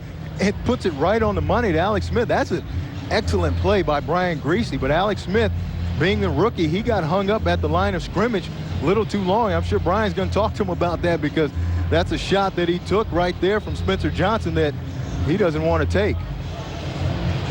But the end result is 7 points, and Smith is off to a nice start. And I mean, you talked in the open of the broadcast about the different weapons that Griese has at his disposal this year compared to last year when he took over as the starter. And he's going to be a big one for him, Alex Smith is, because the tight end position, especially when things break down, he's a quarterback's best friend, because he's normally closer to the quarterback. He's going to work the middle of the field, and he's a much bigger target than those wide receivers outside. And that's a dimension that they didn't really have in Tampa Bay prior to Alex Smith coming, and the guy can run as well, and so he's going to stretch the middle of that defense for him. 6'4", 260, and can move.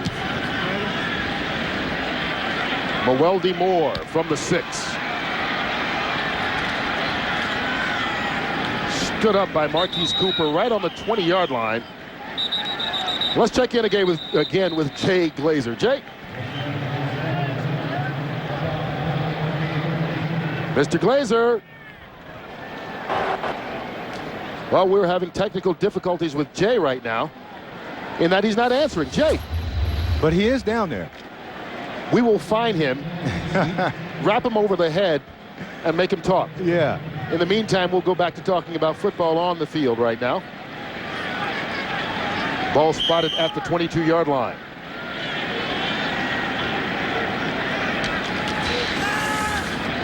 Culpepper gets it out to Jermaine Wiggins, and Wiggins will pick up 4 yards.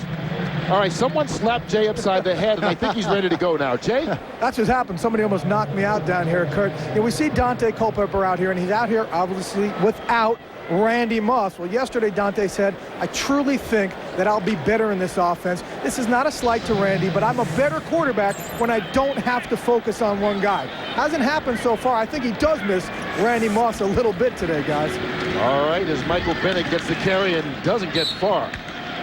Jermaine Phillips wrapped him up after a short pickup, and I guess the question is really, everybody says, well, without Randy Moss, you could be more diversified and everything, but on the flip side, without Randy Moss, does it make you press maybe a little bit more to show that you can be more diversified? Well, it's going to be a little of both, because when things broke down in the past, he knew that he could always look deep down the field and just throw it up, and Randy had a good chance to go get it. Well, now they don't have that guy anymore, or they've got to find that guy. They hope Burleson can be it. Troy Williamson, they just haven't quite found it, and he's got to learn to work with this receiving core that he's got now. Rice coming untouched, but Culpepper gets away. Ball tipped, incomplete. Dexter Jackson got in and batted that one down. And the crowd here in Minnesota is booing. I don't get that week one. They always expect the best. And Simeon Rice, watch him come around the corner again. And nobody blocks him. Wiggins releases on a pass route, and if there's one guy up front that you've got to block, it's number 97. He's one of the best sackers in the league right now and of all time. And if there's anybody that you've got to make sure you block up front, it's him. Kluwe's punt. Kicked high, and Mark Jones gets away from one would-be tackler. Brought down at the 30. Well, this week on Fox Saturday Baseball, most of you will see the NL East leading Braves battle the Mets team trying to keep their playoff hopes alive. The Cardinals battle the Cubs, or the Phillies take on the Marlins. Plus, some of you will see the Dodgers renew their rivalry with the Giants. Coverage begins at 1 Eastern and Pacific on Fox. And Barry Bonds is supposed to be back in the Giants lineup by then, expected to return tomorrow after missing this entire season so far with a bad knee. Well, Brian Greasy, after a slow start, has gotten in a bit of a groove. 2 touchdown passes today, both to the rookie Alex Smith.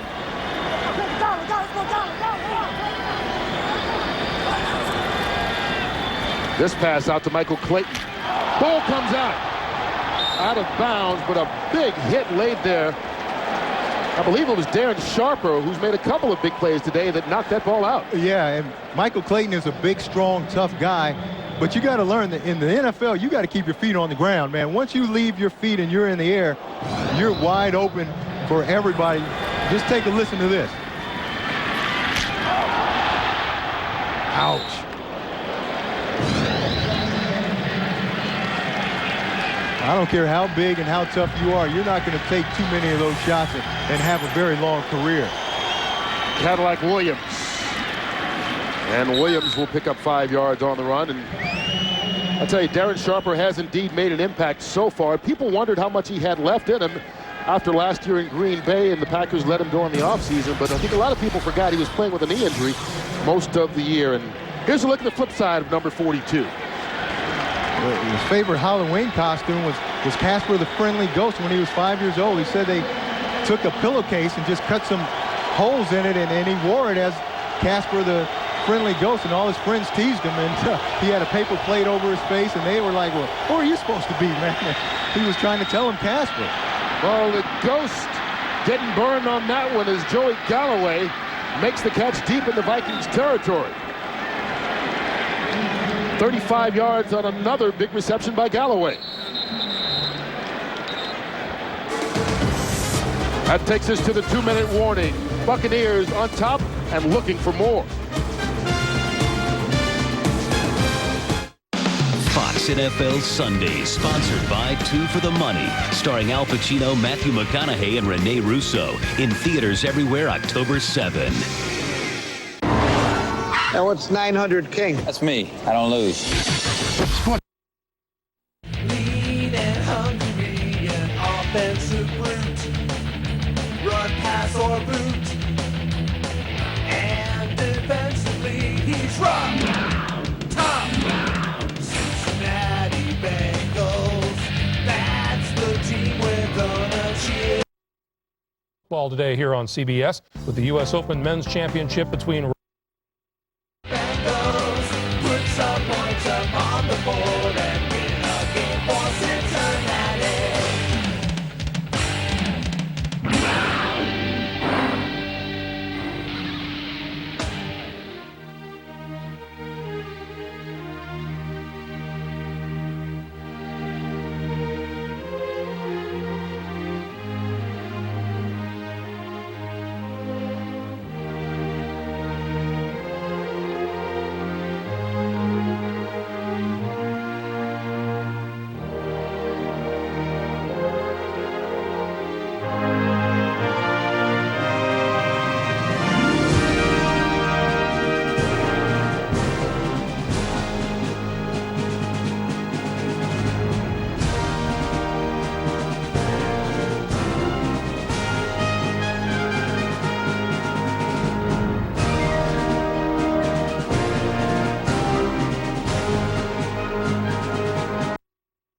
Man coverage with Joey Galloway. He's got to force Galloway inside. He gives him a free release outside, and now it's just a foot race. And you don't want to get in a foot race with Joey Galloway. You're not going to win very many of those. And you can see he doesn't get his hands on him. He's reaching, and that's just bad technique. And a guy like Joey Galloway, a veteran, with all that room outside to work, he's just going to run right away from you. You got to know where your help is, Kurt. You got to force that guy inside and hope Corey Chavis can get over there and give you some help. Yeah, I said Darren Sharper. That was not on him at all. That was all Ralph Brown. Ball's now at the 30. Greasy zips that one into Michael Clayton, and there's Sharper to bring him down immediately.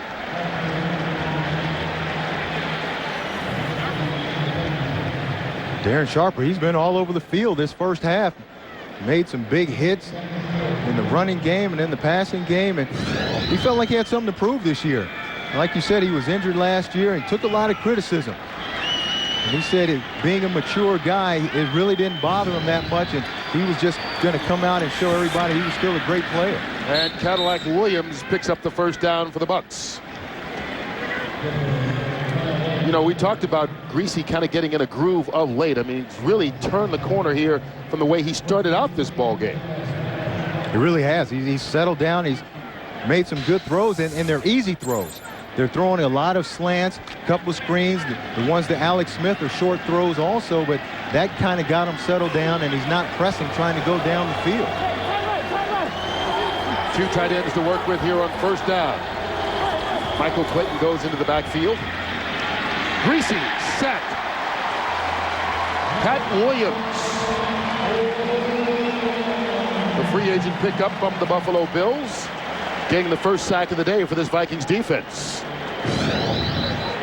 Pat Williams, number 94, is going to be right here. He's just working. He's working on the rookie and the center right there. John Wade just turns outside and lets Pat Williams go. He turns outside to give Sean Mahan some help outside.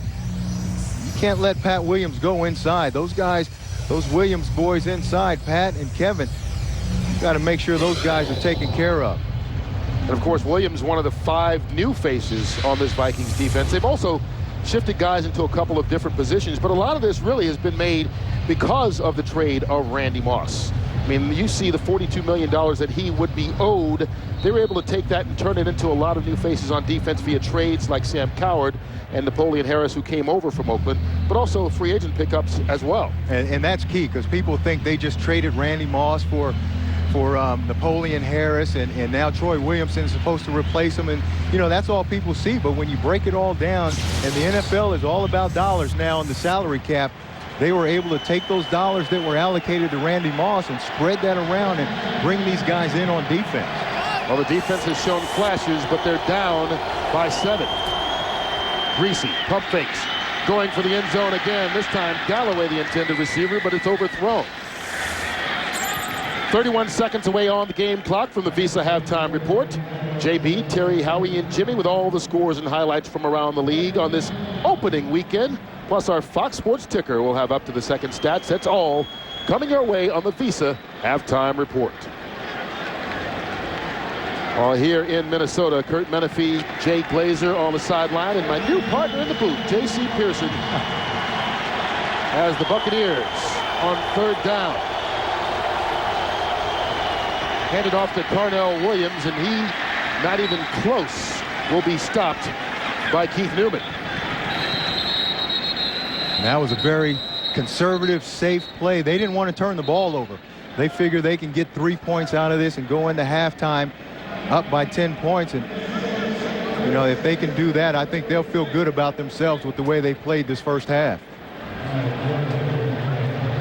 Well, this is just game 1 of our Fox NFL Sunday doubleheader coming your way on this opening weekend. After we are done at the Metrodome, well, check out all the other action going on here on Fox. Packers, Lions, Rams, 49ers, Cardinals at the Giants, and the Cowboys at the San Diego Chargers. A lot of big games on this opening weekend, and a lot of teams with legitimate big hopes. And that's the good thing about the NFL is that it's wide open every year. There's never really one clear-cut dominant team. I mean, even the Patriots, even though they've won back-to-back championships, there's a lot of people saying that they're not going to get back there this year. And the Eagles have been there in the NFC Championship the last 4 years, and you know, some people think this Vikings team is going to give them a run for their money. So, and every year, Kurt, there's always a team that was way back in the pack last year that jumps up there and surprises everybody. Well, this Tampa Bay Buccaneers squad right now trying to add to the lead on a 41-yard field goal attempt by Matt Bryant.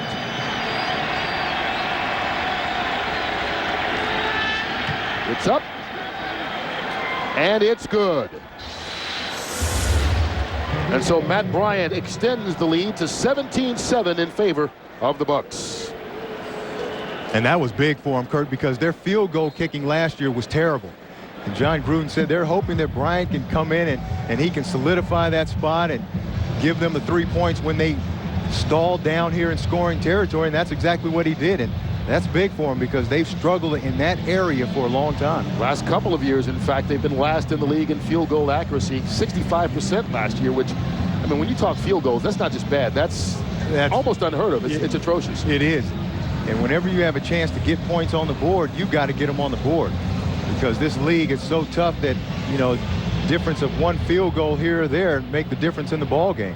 Keep in mind, JB, Terry, Howie, and Jimmy will have the Visa halftime report coming your way with all the scores and highlights from around the league in the opening weekend of the 2005 season. And as usual, there's always excitement all over the place, and that guy obviously not partaking in too much of the excitement. I don't think I've ever seen him really excited.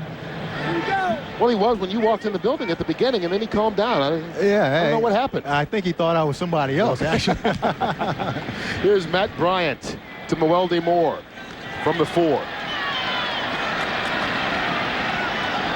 Moore bounced around and finally dragged down by Torrey Cox at the 27, so 11 seconds left for the Vikings. And you can see the yardage difference in this ball game so far when Minnesota was thought to have the more explosive offense coming in. Yeah, they've been one of the most explosive offenses for the last number of years in the entire league, and for them to only have 59 yards so far tells you that right now they just aren't in rhythm, not in sync. Culpepper working from the shotgun. He just dumps it off to Mo Williams. Williams will stay in bounds and let the clock continue to wind. And the Vikings struggled in this first half on offense, surprisingly. They turned the ball over 3 times, had less than 70 total yards of offense, and the only touchdown scored by the Vikings was scored by their defense. And that's a big surprise because, you know, obviously in the past it's been the other way around. The defense hasn't been very good here in Minnesota, and today it's kind of been their strong point. Even though they've given up some points to Tampa Bay. They played much better than their offense so far. Well, the Buccaneers got off to a slow start, but they have rebounded, scored 17 unanswered points, and they lead at 17-7 at halftime. Back with more from the Metrodome right after this. Fox NFL Sunday's opening weekend continues with Game 2 of a double.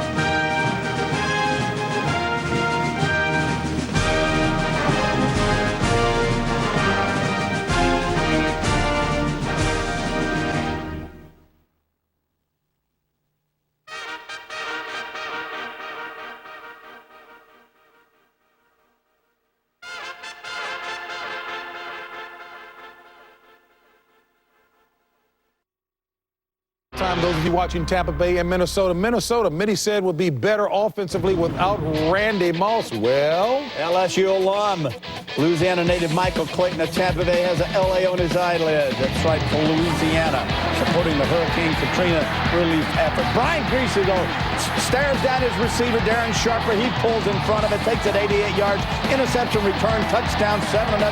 Vikings awfully impressive early. Then Brian Greasy says, I'll answer back. Sets up five-step drop. Alex Smith, the rookie out of Stanford, the tight end.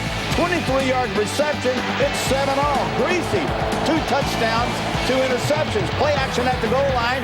Scrambling to the rookie, Alex Smith. His second touchdown. This one is 2 yards. And it is 17-7. Tampa Bay over Minnesota on the road. Saints coming onto the field in Carolina, getting a warm reception from the Panther fans. Show me the love, and there it is. Deuce McAllister capping a 15-play, 80-yard drive, 4-yard touchdown run off tackle, 7-0 New Orleans. Back come Carolina. There's the hitch to Steve Smith. Out last year with a broken leg. Breaks the tackle. 33-yard touchdown. We're tied up at 7-0. Then back comes the Deuce. Tight, eye left, close, off tackle, touchdown. And we got a heck of a ball game going there. We're now in the third quarter. It is 14-7. Saints on the road over Carolina. Eye, close left. There's something back from my days. All right, hey, not much to say about this one, though, huh? Never is. Let's bring in the rookie, Jason Campbell. From Auburn, let him play quarterback. Matt Hasselbeck with his head on his heart during the national anthem. Jets fly over as the flag is unfurled. Josh Scobie feels the opening kickoff, takes it up the sideline, 31 yards, coughs it up as Rasheem Mathis recovers for the Jags, led to a field goal. Jacksonville up by 3. Hasselbeck looking right, safety reads his eyes, turns, fires to Joe Jurevicius. 33-yard touchdown strike, 7-6. Seattle over Jacksonville. Leftwich, Byron left, down the middle, post route. This one to Jimmy Smith, a 30-yarder. Got a ball game and a heck of a ball game. Then back comes Hasselbeck. In the slot, Jackson crosses the goal line, turns around, guns it, takes it in 9 yards out. Nice game. Seattle over Jaguars, 14-13. Steelers' first-team offense failed to score a touchdown in the preseason, leading 27-7 over the Titans here. Kansas City, awfully impressive, highest-ranked offense last season. Oh, but let's talk about the Bills. Bills, ninth. Boy, J.P. Lossman, where's he from? Tulane. Chiefs, there we go. Chiefs on top, 17-0. They have the highest-ranked offense. Jimmy, you said what about the Dolphins now? They've got some talent. Better than the struggling teams. All right. Bengals are not struggling here, 17-10 over the Browns. Let's turn to Howie. Well, you know, this is a team, Tampa Bay, and a team that doesn't like to play young guys.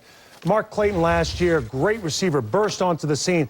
Early in the year, we didn't see a lot of him. The verbiage down there is complicated, but this year, Alex Smith, tight end from Stanford, implemented into the offense early. Cadillac Williams, Joey Galloway's back, healthy, 91 yards in the first half.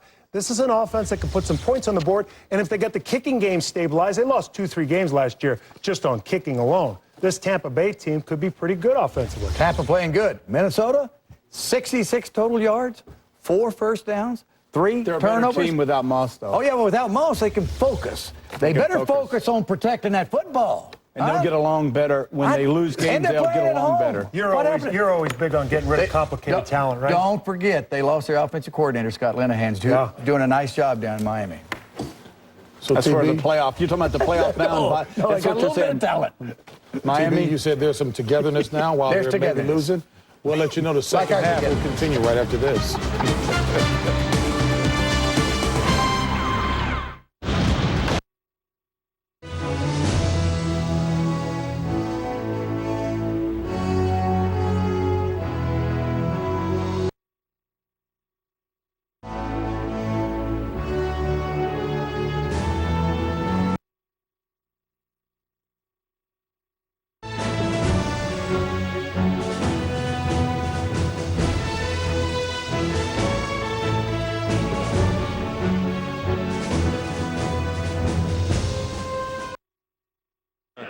Perplexed them last year and so far today.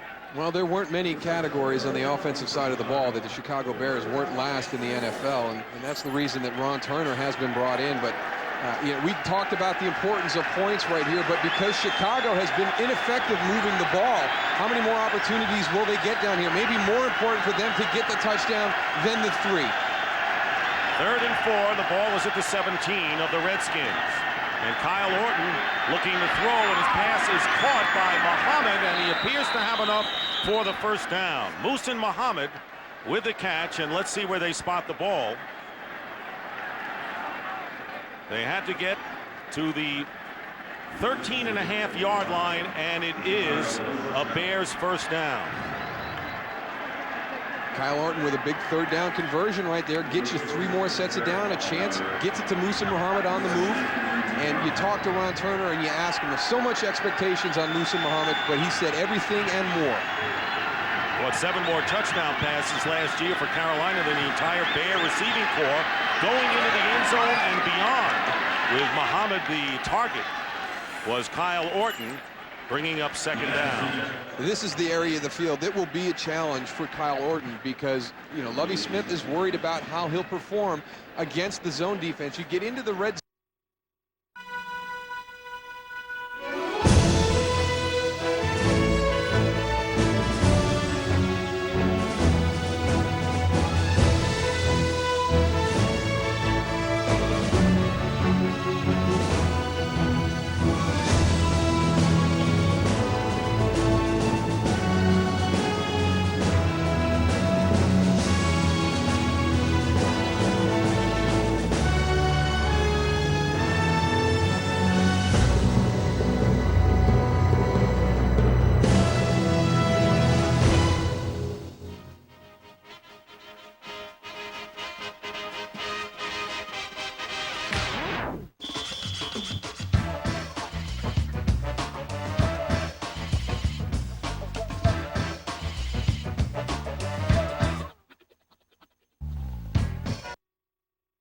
Tears me up. People that you're friends with, people that you've grown close to, their lives have been affected in a major way. Luckily, nobody was hurt, you know, that I really know of, but, you know, the rest of them I haven't heard from. So, you know, it's just like a chain reaction. So everybody knows somebody that's been affected by this situation. As a person that's been through it, I can't tell you, you know, how a ball of water means so much at times like this. And at the same time, you know, people have to be patient. My mom was the first person on our street to get power. So what she did, they just ran a long cord to the neighbor's house and the neighbor's house just to get power. So they're sticking together, and togetherness, they don't get through this.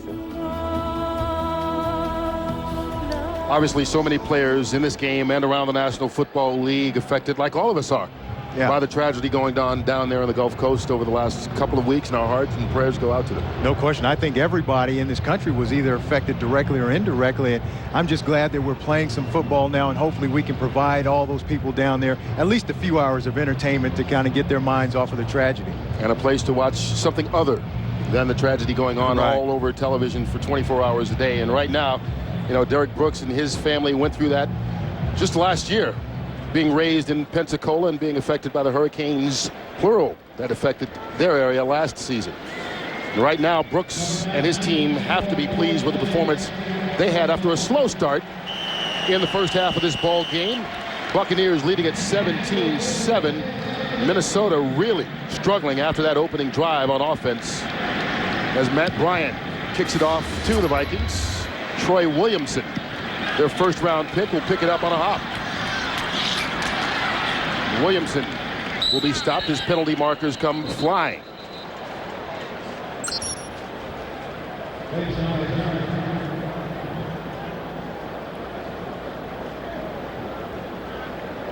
Well, this Vikings offense only got 2 first downs in the first half, both on that opening drive. During the return, illegal block on the back by the receiving team, number 24. 10-yard penalty, they retain possession, first down. And now after the penalty on Willie Offord, they'll start even deeper in their own territory. And the surprising thing, like you were saying, Kurt, only 66 total yards by the Vikings, but one of the reasons is time of possession. Tampa Bay has had the ball over 19 minutes. They've run 41 plays, and that's kept that Vikings offense off the field, even though when they were on the field, they weren't very good. And here's a look at your fantasy numbers. Brian Greasy started off rather slowly, but has really gotten it going with the 2 touchdowns and the yardage since then. Dante Culpepper has thrown an interception and fumbled twice. He gives it to Michael Bennett. He's bottled up at the line of scrimmage. Probably even lost a yard on the play. And there's a late shot thrown in there. No penalty flag yet, but Derek Brooks may have gotten away with one.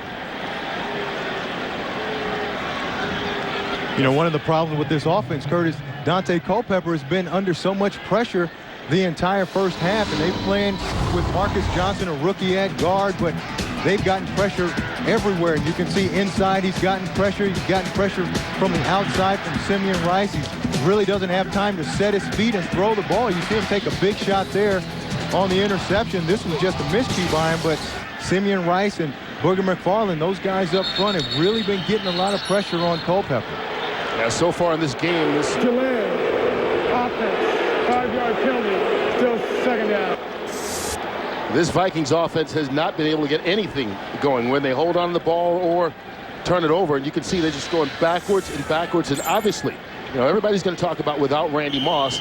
So much of this has little to do with without Randy Moss. I mean, Culpepper's just having an awful game right now, and the rest of the offense is following suit. Exactly, and they're not running the ball. They've almost abandoned the running game so far, you know, after running it pretty decently the first couple of drives. And anytime you're going to be successful, you've got to run the ball. From the shotgun. Underneath Nate Burleson, his first catch of the day, and Burleson gets it out to the 18-yard line. Well, during the halftime break, our Jay Glazer had a chance to speak to the Vikings head coach Mike Tice. All right, Micah, first half, you guys are normally an offensive team, but Dante can't get on track. What do you need him to do? And what are the Buccaneers in the first half been able to help squash him with? Well, we're running too many checks, so we're trying to be a little too perfect. We need to get the ball out of his hands, call some runs where we don't have to check, playing some games with us with their safeties, taking away our rhythm a little bit, and then we have a chance to make a couple plays we got to make. All right, good luck in the second half, that coach. All right, well, there's another incompletion and a 3-and-out to start this second half, along with a couple of penalties. And that's pretty surprising right there. Dante Culpepper, he steps up and gives himself some time, and normally when he does that, he's extremely accurate. And that time he had Burleson open, but he just missed him. You can see he's frustrated right now, and you know, this preseason he had an 85% completion ratio, and you know, right now he's just not playing to his standard. Chris Cluey on the punt. Mark Jones from his 28. Bodies flying, and Jones brought down at the 45. Late flags coming from way back in the defensive backfield of the Vikings.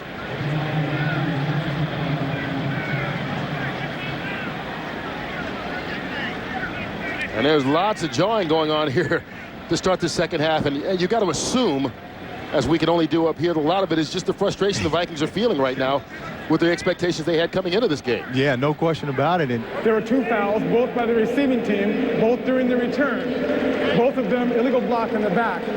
Number 27 is declined. Number 90 is accepted. 10-yard penalty. They keep the ball. First down. Timeout.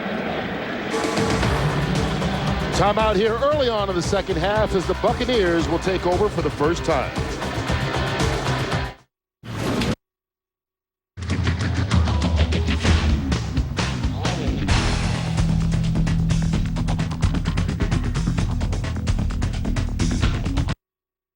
Helmet on. And a quick pass on the outside to David Patton, possessor of 2 Super Bowl rings with the New England Patriots. Charles Tillman stops him after a pickup of 3. I just think there's a few defenses in the league that play is just not really successful, and I'd put Chicago on that list. Too many guys that the pursuit of the football, a lot of team speed. That play, not one of my favorites. Full day of action here on Fox on the opening weekend.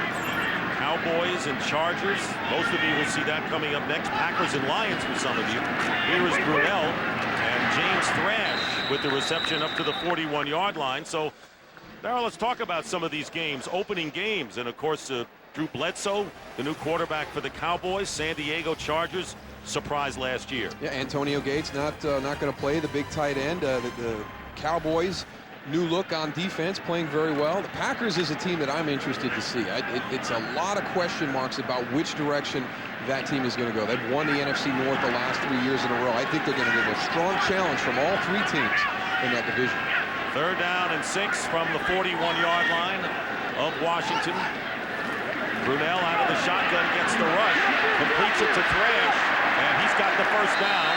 Play has been blown dead, even though he lost it after the tackle just short of midfield. A 6-yard pickup with Vasher, who has an interception today on the stop. You're bringing Lance Briggs right here into this direction, which on Patrick Ramsey would be his blind side. But with Mark Brunell, you're coming right into his face so he can see everything, get it out to James Thrash. So